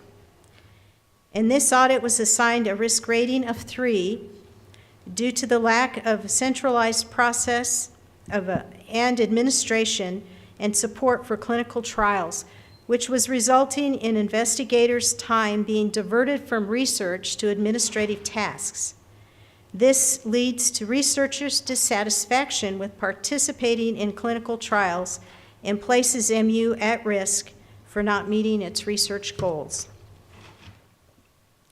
Our third audit is IT security responsibilities gap analysis for MU Healthcare. The MU Health System, including MU Healthcare, is a designated covered entity of the University of Missouri as defined in the Health Insurance Portability and Accountability Act. As a covered entity, it must comply with the requirements of the HIPAA security rule or face significant penalties. Since 2010, IT security responsibilities within MU Healthcare have been distributed between the Information and Security and Access Management Team of the UM System and MU Division of IT and the Tiger Institute of Cerner. The objective of this audit was to determine if the activities that are typically associated with complying with the HIPAA security rule are occurring at MU Health. So 2 areas were identified where security rule compliance efforts can be strengthened. Review of the governance structures around information security activity and adjustment as needed to ensure compliance with the rules provision requiring a designated security official, and to ensure sufficiently comprehensive and effective oversight and coordination of compliance with the rule in general. Also, the methodology for risk analysis and management should be reviewed, modified, and formalized as needed to ensure consistency with guidance issued by the U.S. Department of Health and Human Services and the Office of Civil Rights. Management is addressing these issues found during the audit by identifying improvements that can be made to the governance structure around information security and adjusting the risk management program to ensure security rule compliance. It's important that MU Healthcare be proactive in evaluating these cybersecurity activities against the Health and Human Services published audit protocols and make any adjustments as necessary, given that the Department of Health and Human Services is continuing enforcement activity around this issue. The risk rating of 4 is assigned due to the size and complexity of the healthcare environment that must be considered and the amount of time required to design and implement appropriate measures. Our fourth audit is the Office of Research Administration and Graduate Studies at the University of Missouri St. Louis. These 2 departments merged operations in January of 2016, and the mission of the Office of Research Administration is to provide leadership and support to the development, execution, and operations of programs in sponsored research, technology transfer, and economic development throughout the University of Missouri St. Louis. The Office of Research Administration employs 10 full-time staff and oversees approximately 225 grants per year. And the graduate school offers 30 master's degree programs, 14 doctoral degree programs, and the only professional degree in optometry in Missouri. Graduate students make up nearly 22% of the University of Missouri St. Louis student body. The objective of this audit was to evaluate efficiency and effectiveness of the fiscal operating structure, including opportunities for fiscal shared governance. Opportunities were identified for reducing duplicative work related to financial processes between the Office of Sponsored Programs and the graduate school, and to improve some processes by adopting the best practices between the 2 entities. Strengthening grant training efforts was another area for increased focus. Management is addressing these opportunities by creating consistent fiscal processes for the Office of Research Administration and Graduate Studies and developing a grant training series and updating current resources. A risk rating of 2 was assigned to this audit because the issues identified are relatively minor in terms of impact to the campus. Our 5th audit to present today is the Office of Sponsored Programs at Missouri Science and Technology. Research is an integral part of the Missouri S&T educational experience for its students, and the mission statement of the institution as expressed, Missouri S&T integrates education, research, and application to create and convey knowledge that serves our state and helps solve the world's greatest challenges. The Office of Sponsored Programs assists faculty and staff with the grants and contracts process from beginning to end. And in fiscal year 2016, the office submitted 560 proposals and expended $37 million in research expenditures. Missouri S&T has a strategic goal of achieving externally supported annual research expenditures of $40 million by fiscal year 2020 by focusing on current and new sponsors who seek timely and innovative solutions through renowned experts and students. The purpose of this audit was to identify opportunities within the Office of Sponsored Programs that will help the university better manage its research infrastructure and compliance obligations.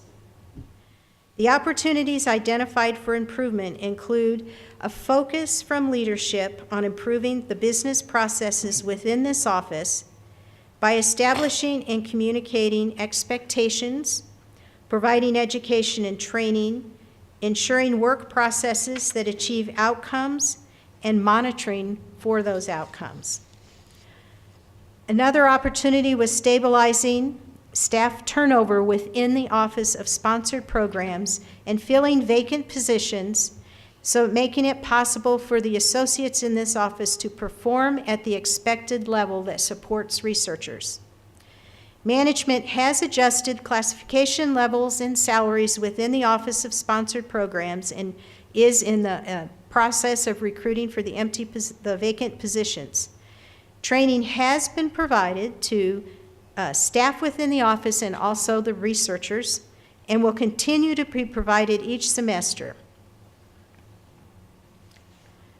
Our 6th and final audit to present today is endowments at Missouri S&T. In fiscal year 16, Missouri Science and Technology raised $10.6 million, of which $2.1 million was endowments. Endowed funds are spent in various ways to help fulfill the Missouri S&T mission, such as scholarships, professorships, fellowships, supporting research, and donor-specified purchases. The administration, management, and oversight of endowed scholarships is a shared responsibility between Advancement Services, Student Financial Services, and Missouri S&T's 28 academic units.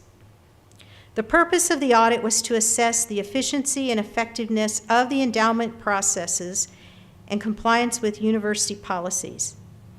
Since awarding endowed scholarships is a shared responsibility between the Advancement Services, Student Financial Aid, and the 28 academic units, it is important to have an effective process in place to ensure scholarships are awarded according to donor intent and, when applicable, meet financial aid requirements.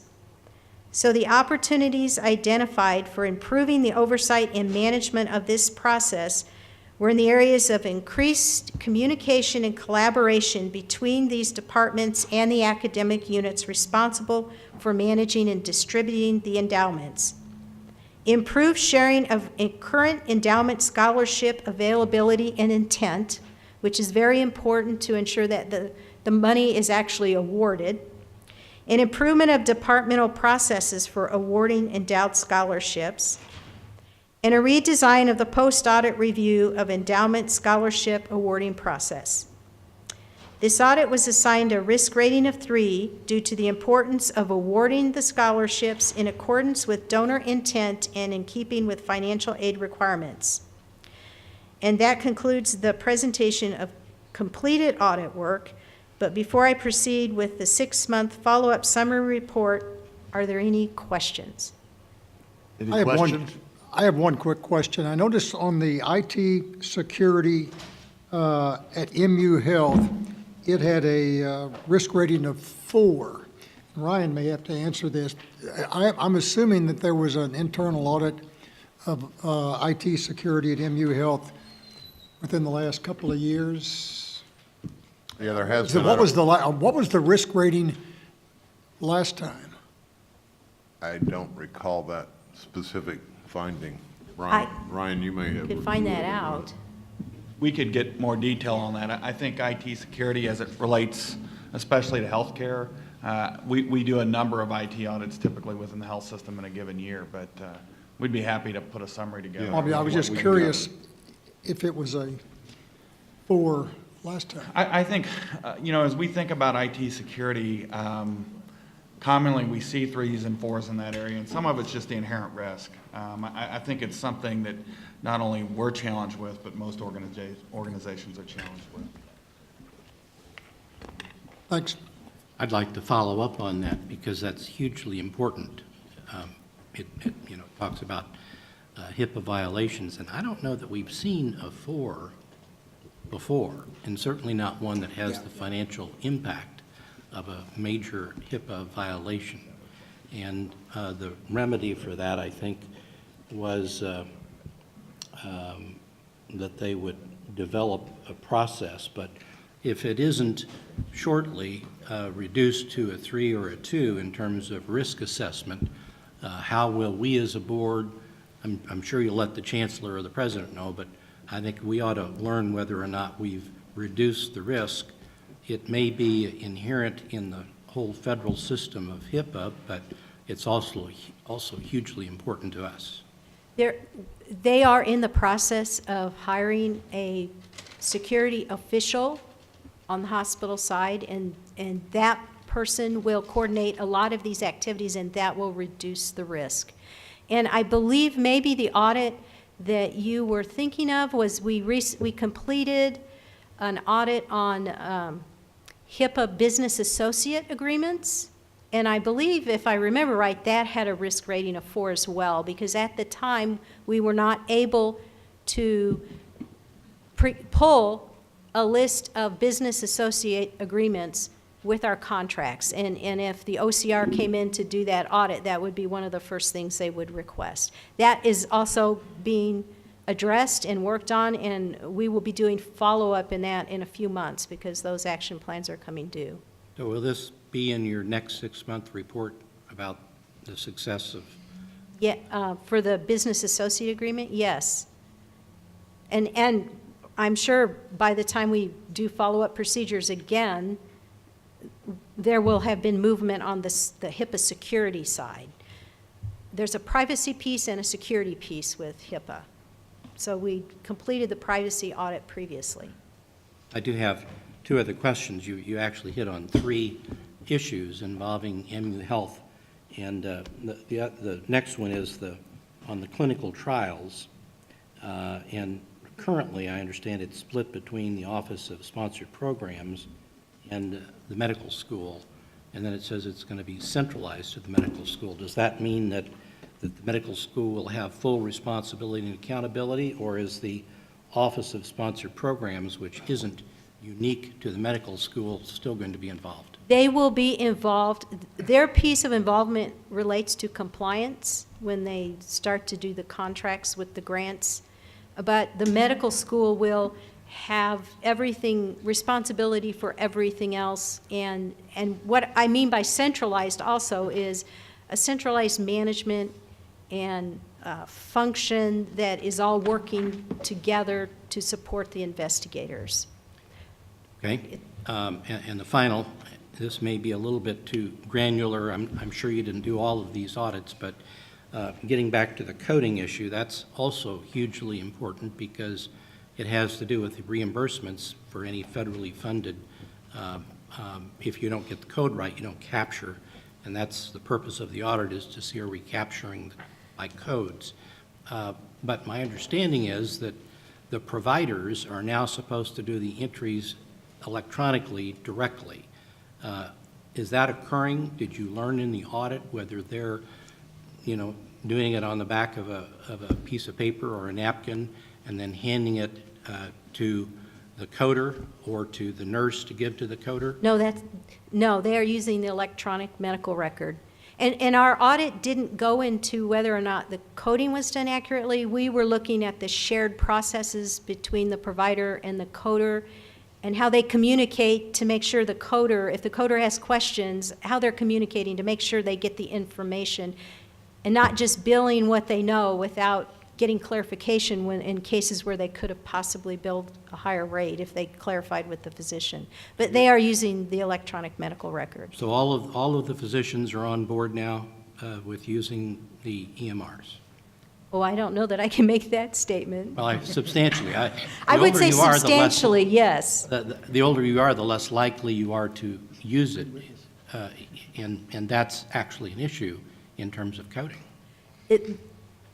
Yes, that is an issue, and just the continued, and this is just a nationwide issue, the continued improvement of aligning medical records with actual physician workflow, because medical records are still fairly new when you think about their use and everything. So, but Cerner continues to work with our physicians to do that. Thank you. And I will say that the internal audit team really appreciates the continued support and engagement of leadership, physicians, faculty, associates, everyone we worked with on these audits, and as we continue to partner with them to improve our operations for the sake of the mission, but we couldn't do it without their engagement and their support, so we want to acknowledge that. Jill, does that conclude your presentation? No, I have the 6-month follow-up summary report, which Proceed. won't take very long. Follow-up procedures are performed twice a year to verify the status of management actions for previously issued audit reports. And management action plans for reports rated as medium or high risk, which would be a rating of 3, 4, or 5 on the audit report, are reviewed more closely than reports with a risk rating of 1 or 2. And for this time period, 55 action plans were due to have been completed by February 28, 2017. We performed testing on 64% of the closed action items. This represents 34 medium to high-risk action plan items management reported as closed, and 1 high-risk action item management reported as will not be implemented. For the high and medium risk action items scheduled for completion, 78% are considered closed, 18% are in process with a revised due date, but we did verify that progress has been made, and so there were some extenuating circumstances, and we pushed the date out a little bit, and we'll be checking on those in the next follow-up. And 2% will not be implemented.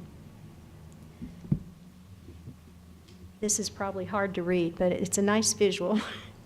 The will not be implemented action item is part of the Security Tools Effectiveness Audit that was issued in May 2016. And the objective of that audit was to determine whether the MU core hardware-based firewalls are documented, controlled, monitored, and follow best practices and comply with the information security program's requirements. The action plan that will not be implemented addressed better isolating highly restricted data from other levels of data by creating protected cores. And this is much like placing valuables inside your locked and secured house inside a vault that would have even more security. In researching how this could be done, the network and security teams concluded that it would be expensive and time-consuming and result in minimal improvement to security. To improve security over the highly protected data significantly would require a massive effort to redesign the network and the non-server-based security controls. This would require technology solutions that were never implemented before and dedicated staff resources from the networking and systems administrations team to accomplish. These teams are staffed at levels needed to maintain current operations, and adding additional staff to redesign network security controls would drive up costs significantly to all business units. So this was what I call a risk tolerance decision, that at this point, we're secure enough, and to really get to the next level of security would be very expensive and time-consuming at this point in time. So are there any questions on follow-up?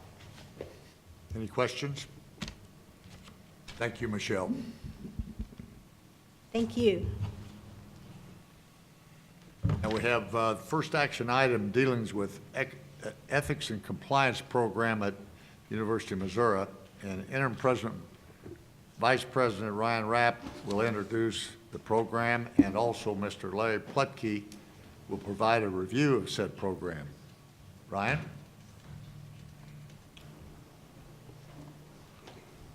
Thank you, Curator Snowden. If you may recall, at the request of the board in December 2015, the Office of General Counsel and Internal Audit began working on developing a case for a more intentional and focused approach to compliance. As part of that process, we engaged Larry Plutko and Associates. I'm happy to introduce Larry to the board. He was with us at an earlier meeting this year, and he will be reviewing the results of his final report with you, and a recommendation for the board to approve the establishment of a system-wide ethics and compliance program. With that.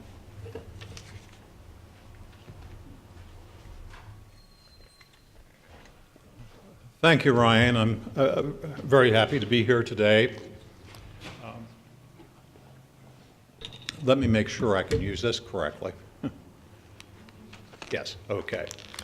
I spoke to the board in December. It was actually at UMSL, and I presented a history of the regulatory compliance at that time, and I reviewed how regulatory compliance was migrating to higher education, and that was occurring at a very rapid rate. It was recommended then that I pursue making recommendations, and from there, once President Choi was in place, I would come back with those recommendations and present those to you today. So that is my purpose. In December, I went into the background for corporate compliance programs in great detail. And actually, there's a companion piece in the board packet that has a written report which goes into this in detail. And I just want to go through a few of those items before I cut to the chase and come up with some of the practical considerations that are really tied to the resolution that is before you today with regard to structure and cost and an implementation plan. We've witnessed a staggering growth in regulations. And for example, the Higher Education Opportunity Act, where those in academic affairs are collecting many statistics and information and costs that go to the federal government. Likewise, the Clery Act and Title IX on campus safety is a new reality that we're facing with regard to dealing with compliance matters. And it's very good, actually, that Michelle Peranio in her fine report came before me, because we see that research compliance with regard to CTMS, which is the clinical trial management systems, export controls, are items that are really part and parcel of where compliance is going in higher education today. And obviously, the huge dollar amounts that are tied to non-compliance with regard to federal funding. Also in healthcare, we know that there's a pro fee, a professional fee. We know that there's a facility fee. It's very complex. And obviously with a large health system that you have, this is a major consideration, and Curator Phillips, you hit on some very important points, I believe. So what happens after the auditor's report is given? We still have responsibilities for education, for systems, and this is really the world of corporate compliance. We know from recent experience here and throughout the country what the fallout and consequences are for non-compliance. It could be staggering with regard to public reputation. 60 to 65% of higher educational institutions have launched compliance and ethics initiatives, and this is increasing. Now, back in 1984, the U.S. Sentencing Commission was established, and it came up with the first federal sentencing guidelines for organizations. And the guidelines have been updated almost on a yearly basis. The appeal of the Sentencing Commission and the guidelines is that organizations, just like need to take reasonable steps to ensure that its employees and associates understand and uphold laws and regulations.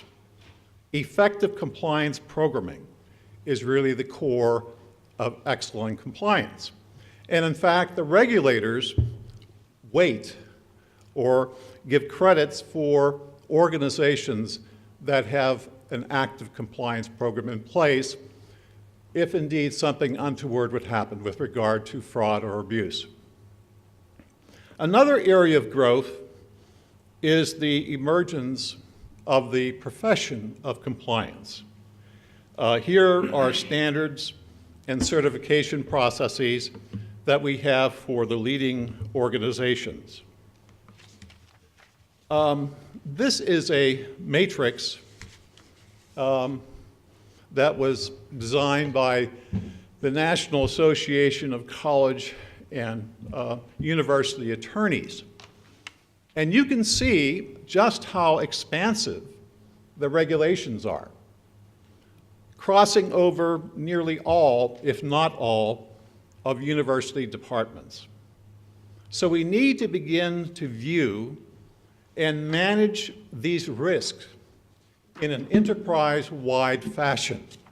And that is really the world of the compliance officer, to really effectively manage the compliance enterprise.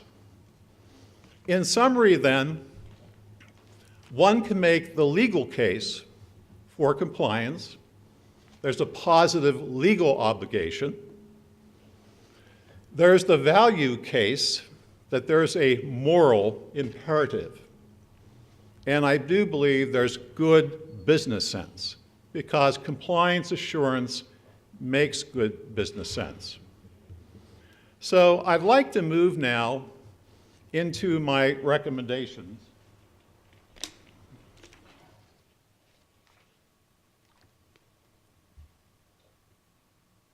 The first one being that follow an independent, freestanding, central compliance program whose chief compliance and ethics officer will report to the president and/or a committee of the board. Here, the centralized model supports the greatest level of independence and vested authority for compliance officers. And it also provides access to you, the board, and to the president. And this is a model that you're finding throughout the United States, and even at the University of Connecticut, where President Choi has come from. The other one would be the newly established, number two, the newly established Office of Compliance and Ethics, that it utilized a hybrid approach in carrying out its program goals. What I mean by this is that the Chief Compliance and Ethics Officer finds ways to achieve economies of scale with a central approach to key risks. It still allows for initiatives to come forward from the component universities and MU Health. The third recommendation is for the UM Office of Compliance and Ethics, that it coordinates its activities by allowing for business unit continued responsibility for department-specific compliance priorities. So the day-to-day oversight for compliance work and responsibilities still rest with departments. But the corporate compliance officer finds ways for economies. Let's say among the 4 universities who perhaps are struggling with sponsored research and even staffing the office. So there are ways that we can approach this collectively. The fourth recommendation is that UM leadership, together with the board, endorse a set of guiding principles. It's very important then to have a code of conduct, for example, that's part of the university community. The fifth recommendation, UM should first focus on establishing and anchoring a central program before launching coordinated structures at the university components. So what I'm recommending is go slow. This is a major cultural change, the effective compliance program implementation. So what about structure? The structure would follow the federal sentencing guidelines. So this means that the 7 elements includes governance and leadership. You need a corporate compliance officer. We need to have policies, procedures, guidelines, an effective code of conduct. We need to have training and education, good communication of what the compliance program is all about, internal monitoring and auditing, the enforcement of disciplinary standards, and lastly, prompt reporting and corrective action. And we can also come up with measurable standards for program effectiveness. And in my work, I assist universities in doing that. From time to time, maybe every 3 to 5 years, doing a compliance effectiveness review of where they stand with their program. So here, we interviewed 199 people at the system, the health system, and the 4 universities. And there were 5 major risk buckets that came out. And this isn't surprising. In fact, it dovetails with Michelle's presentation. There are specific administrative risks. There are risks with healthcare, especially in billing, in running clinics. We have the research piece of it, clinical trials, export controls, grants, sponsorship. We have HIPAA privacy, high tech, and cybersecurity. So here's the recommended structure. Starting off with a chief compliance officer, we have a compliance program in place at MU Health, and my recommendation is that the chancellors name liaisons to work with the chief compliance officer. Costs. We project that the total budget annualized would be $320,260. So this is based on 2 FTEs, the corporate compliance officer and a compliance coordinator. Here's an implementation plan that spans 2.5 to 3 years.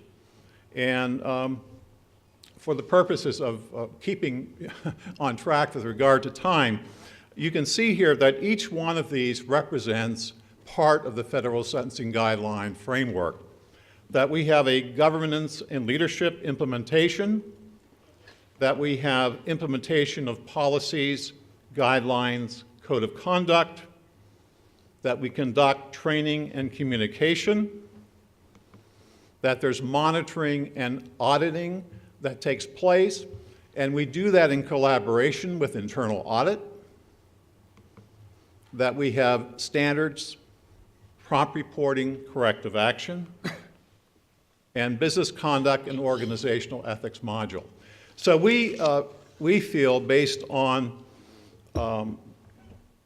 experience and my experience in running the program at the University of Texas System when I was there before I retired, it takes a good 2.5 to 3 years to establish the program. So are there any questions? Just a comment, you noticed our interest picked up considerably as you continued to mention sentencing guidelines. Yes. It's a weighty word. It is. I have a couple of questions. Yes, sir. Taking some, and what I like is specifics and compare what specific institutions have done. Do you know, or can you tell us whether some of the great publics, University of Michigan, University of Virginia,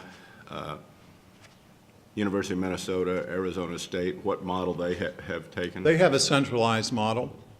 Do they run it as an independent freestander? Because I will say, I talked to a couple after our last conversation of major employers in the state, and they actually have the idea it should be run through legal and not centralized. Well, that's a very good question, and actually the National Association of College and University Attorneys, which Steve is part of, it have took this up a few years in the back. We really feel that there could be an inherent conflict of interest if the position reports to general counsel. Some programs started this way, but they have spun off from internal audit and also legal, and the compliance programs are freestanding these days. But again, that is your choice. And the other thing that concerns me at a time we're making budget cuts and we have no money to pay faculty, and we're talking about significant problems, and I am for compliance, but do we have to add another person or two at $300,000? Should they be general officers? Are we going to add to the general officers, or are we going to have another vice president? What's the recommendation? Larry, does this have to be at a vice president level? It does not, and actually the costing out of the rates that I have here for the Midwest really cost us out at a director level, not a VP level. Are we voting on this today? Yes, it's before the board. It's going to be before the board. I'm going to abstain because I would frankly prefer more data. It's not that I don't respect the gentleman making the report, but I would like to see hard data and see what some of our other peer institutions have done. So I'm not going to vote no because I don't know enough, but I'm abstaining because in my view, we should have gotten more sufficient data and a direct comparison on what other institutions do before making this sort of decision. The data you're looking for is what? I would like to see what other institutions do. I would like to see the collected regulations and compare University of Virginia or University of Michigan or Arizona State. I'd like to see what they pay. I'd like to see what level they have the central one. I'd like to see how many go freestanding and how many go through legal. I would like to have real data to make this sort of decision that frankly I think is going to add to our management overlay, and is not, I'm not saying we shouldn't do it, but before we add to the management overlay, instead of getting leaner, I would like to see much more organized, sufficient data and data points, not to disrespect his job, but these are nice general PowerPoints that to me are simply not sufficient for me to make this sort of decision. Well, at this point, the matter is in the committee, in the audit committee discussion, and at this point, there's been no vote by the audit. There has not been, but let me add one point of clarification. You indicated one officer at 300,000. I don't think. No, I think you said two. Yeah, No, two no, officers. one's the officer and the other is a coordinator, which is not a manager, it's a coordinator. And that includes salaries and fringe benefits? That's right. The entire The entire office would. So Larry, if I may ask you a question. Sure. You've done this type of analysis at other universities. That's correct. And so can you give us a sense of how this compares to other universities, or you're the most recent university that you work with that are similar to the University of Missouri? You're a medium-sized system. I would believe that as far as staffing, I would say that 2 or 3 individuals in the central office is common. When you move into an entity like the University of California system, and it's public record, I've done work for them, they have 12 individuals, but you're talking about, 18 institutions, national labs. The tendency has been to keep the staffing and cost at the central system office, whether it be a very large compliance program or a medium-sized program, to keep it really small. Because of the ability of a skilled chief compliance officer to tap into resident talent that exists within the component universities. And that's precisely what I'm recommending here.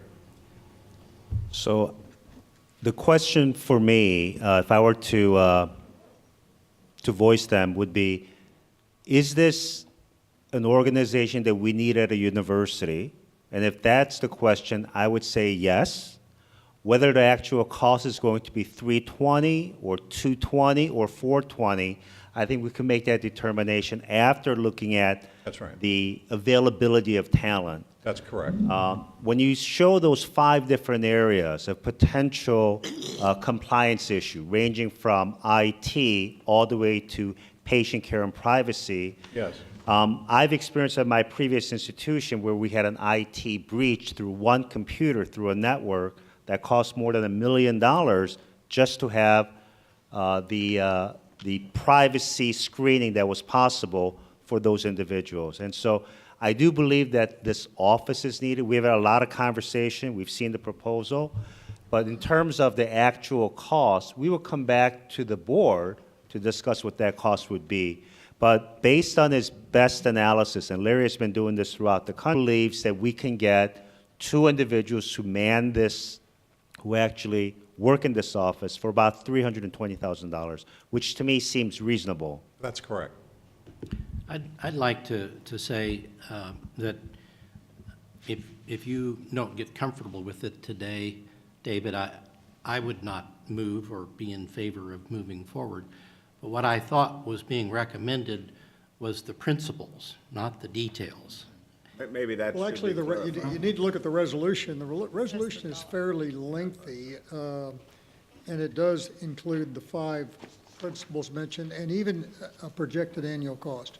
My point being, this is probably the most important thing we're going to do in these 2 days, because it is a cultural change. That's right. It needs to be made. I've actually pushed to move forward with this, and you've come back quicker than I thought. And my understanding is that you've been very reasonable in your cost, although it wouldn't have surprised me if you'd spent, for 199 interviews, more than $320,000. My point being that you've been of great benefit. So I'm anxious to move forward, but it is so important, and it is going to cost more. There will also be some economies of scale here, but there will be more costs just because the compliance is going to continue to get more expensive, particularly in healthcare. I mean, that's a drop in a bucket compared to what most health systems are spending for compliance alone, and you're not projecting additional people. You're talking about supervision to make sure that that they're doing their jobs, and that we learn whether or not there are more safety issues than our internal audit catches. So it is that important.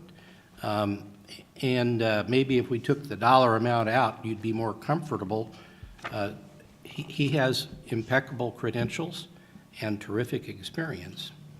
Not that we can afford what UT does, but we can do a modest version of that.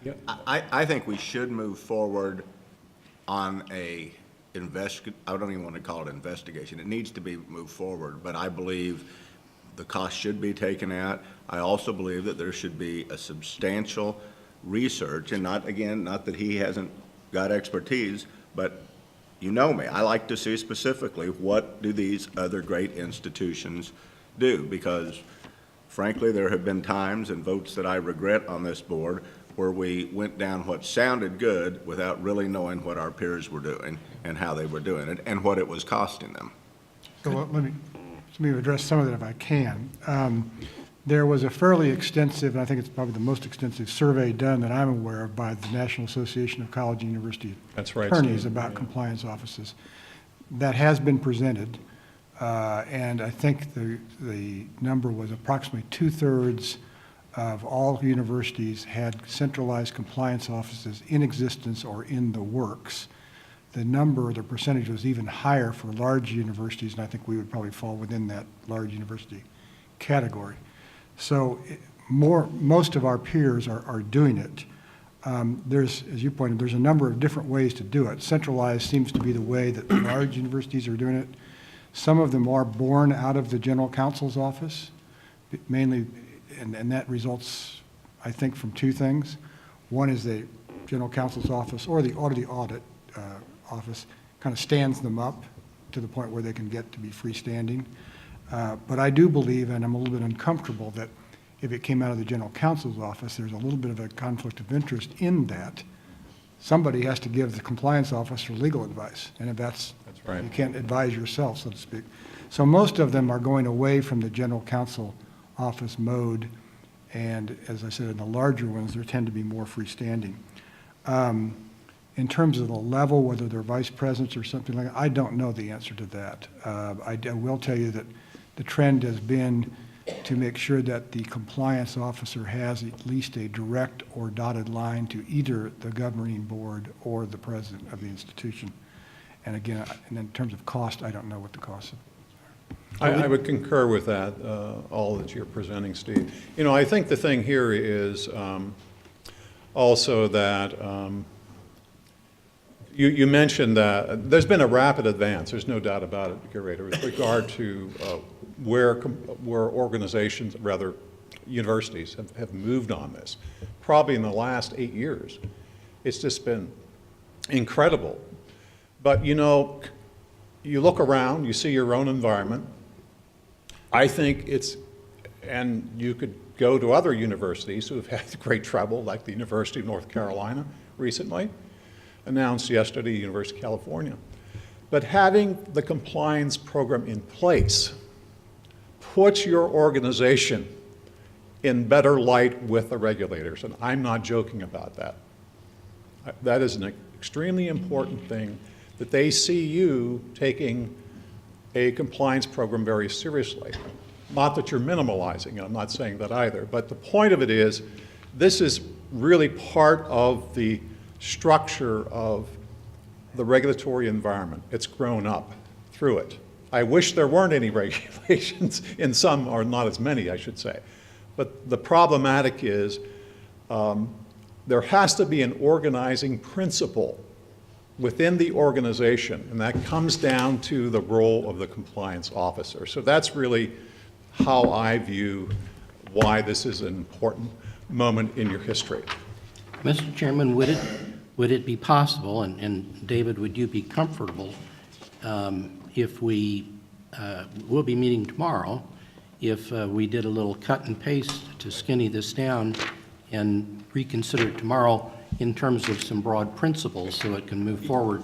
The answer is yes. I actually want to move forward, but I want to move forward with an understanding that we also get certain information. I will say this again, not to belittle anybody, but every time that I've cast a vote based upon what the regulators require or what the trend is or what most do, I've ended up regretting it. David, would you feel better if we'd look at some other AAU universities? Yes. I really have no interest in us having a vote against establishing a compliance program. I don't think that would be. No, I'm not good for against the AAU. establishing a compliance program, but I think the resolution needs to be significantly modified. Can we come back to that tomorrow? we can come back to it tomorrow. We can come back, I mean, I don't think we'll find much additional specific information by tomorrow, but by June we can. Certainly. And, I would like to ask a question. what? I would like to ask, during this study, did you just look at our current organizational structure, and is there any ability to just reorganize and better position some of the players that we already have within the university? You are a very lean organization to begin with, and a lot of interims, and that unto itself is a risk. Your bench strength is very, very low with regard to how you're staffing key areas. And the other gentleman who helped me with this review is C.J. Wolf, M.D. And his credentials, he was at M.D. Anderson Cancer Center. I worked with him for years, and he also delved heavily into the research compliance staff and abilities, and we really feel that there isn't much more that you could extract. I think here, I think there's a pressing need to get at this, is my view. There's nothing with regard to economic gain from this. I do this because I really believe in it, and especially how it really needs to unfold in great universities. Thank you, thank you. Sorry to interrupt you, Chairman. I do want to say, I appreciate what he's saying. I do not agree that we are necessarily that lean an organization, that really. Yeah, that's another issue. We have received data that's not accurate, and it bothers me because I think we need to look at this, but the idea that we are a lean organization, frankly, sir, you just lost me. Well, if I can maybe rephrase that. For example, there's one export control officer for 4 universities and the health system. And that's difficult unto itself to handle. And there are other examples I can give to that. At this point, the board has nothing to consider. We're still in a committee meeting. I haven't heard a motion. Let me ask this question. As I recall, you made a presentation to us in one of our earlier meetings, right? December, yes. At that meeting, we decided we really needed a compliance and an ethics program. Did we not? We decided to go forward. At that time, I expressed some concern at expanding the bureaucracy and what it meant. And again, I'm not against a compliance program, but I think we should be much more considered. And I would like more data. So, Mr. Chairman, there's nothing to table, otherwise I'd move the table. But I would request that we, revisit this tomorrow and recess the committee, and if we can come up with some basic principles, we can. Which I think we can, to be Yeah, honest. so that would be my request. Can I ask one question? Obviously, I think compliance is important, and I like the fact that you mentioned centralizing this. But in that, I also don't, I believe adding 320, maybe that's not a lot of money, maybe we need it. But if we're in that process to centralize that, isn't there a way to take some cost out, and reapply it in that role so that we, again, don't expand the bureaucracy aspect of this? Vice President Rapp. Curator Lehman, that's a really good question, and that's actually how we would plan to find the $320,000, is really being able to, we're not going to go ask the campus for additional money, but we can find the funding through system and through the hospital as well to fund this. So I think that's a really important point. And also to Curator Farmer's question, I think there is some opportunity. I mean, one of the things about establishing this in a central way, it allows us then to look at where these activities are occurring across the 4 campuses, and over a period of time, think about, are there ways to do these things more efficiently? And my comment about being lean, please, I need to correct that. It's really with regard to professional compliance personnel. That's what I'm referring to. And that may be true. Yeah, and that was part of our analysis. Mr. Chairman, do we need a vote on the recessing the committee to take up tomorrow, or? I would defer, right now it's in committee, and Dr. Choi just made an excellent observation, and I would agree with it. This has really been a good discussion. This is what we as curators are absolutely supposed to do. So I think we can all take pride in the discussion that's been held here. It sounds to me like that if I were on the committee, that I wouldn't call for a motion or a vote right now. And this committee you can adjourn your committee and we'll move on. Now, let me ask you this. In light of this, do we need a motion or pass a resolution to go into executive session? Yes, you do have to have that. You need to do that. You do have to do that. Then I'd like to move to that and ask for a motion to go into executive session for the audit committee. I move to go in executive session.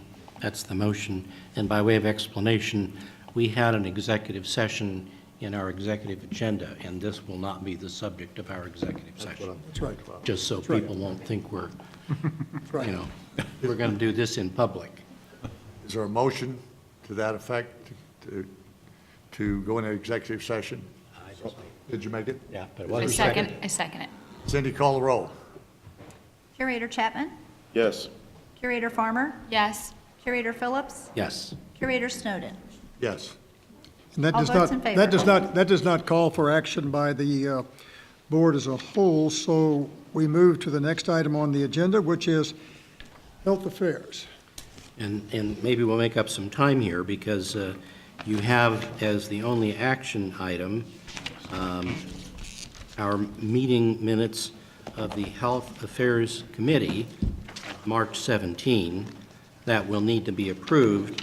I might say by way of explanation for the new curators that this committee was recently formed, I don't know, 6 months ago, maybe 9 months ago, for two reasons, basically.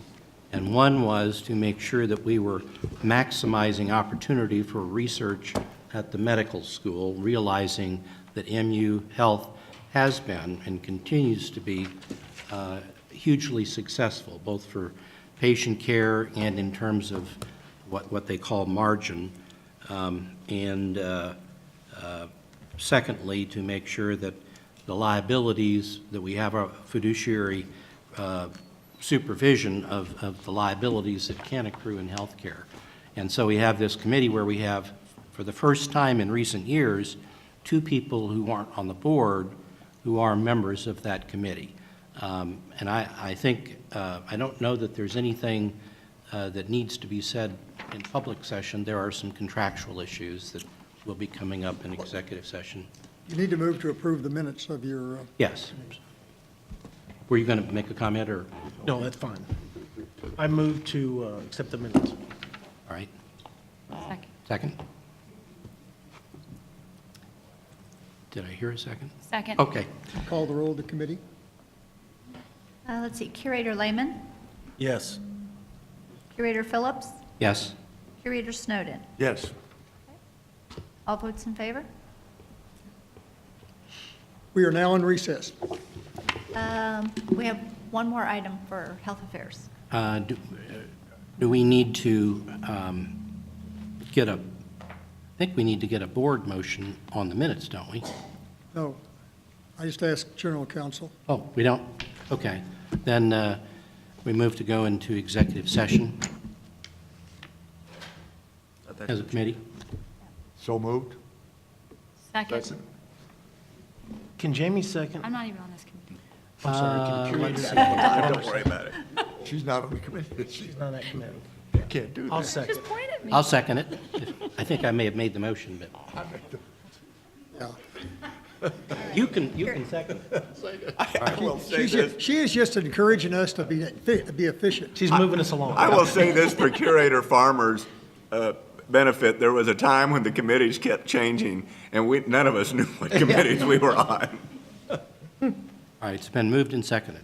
Would All you right. call the roll? Curator Lehman? Yes. Curator Phillips? Yes. Curator Snowden? Yes. All votes in favor. Now we're in recess.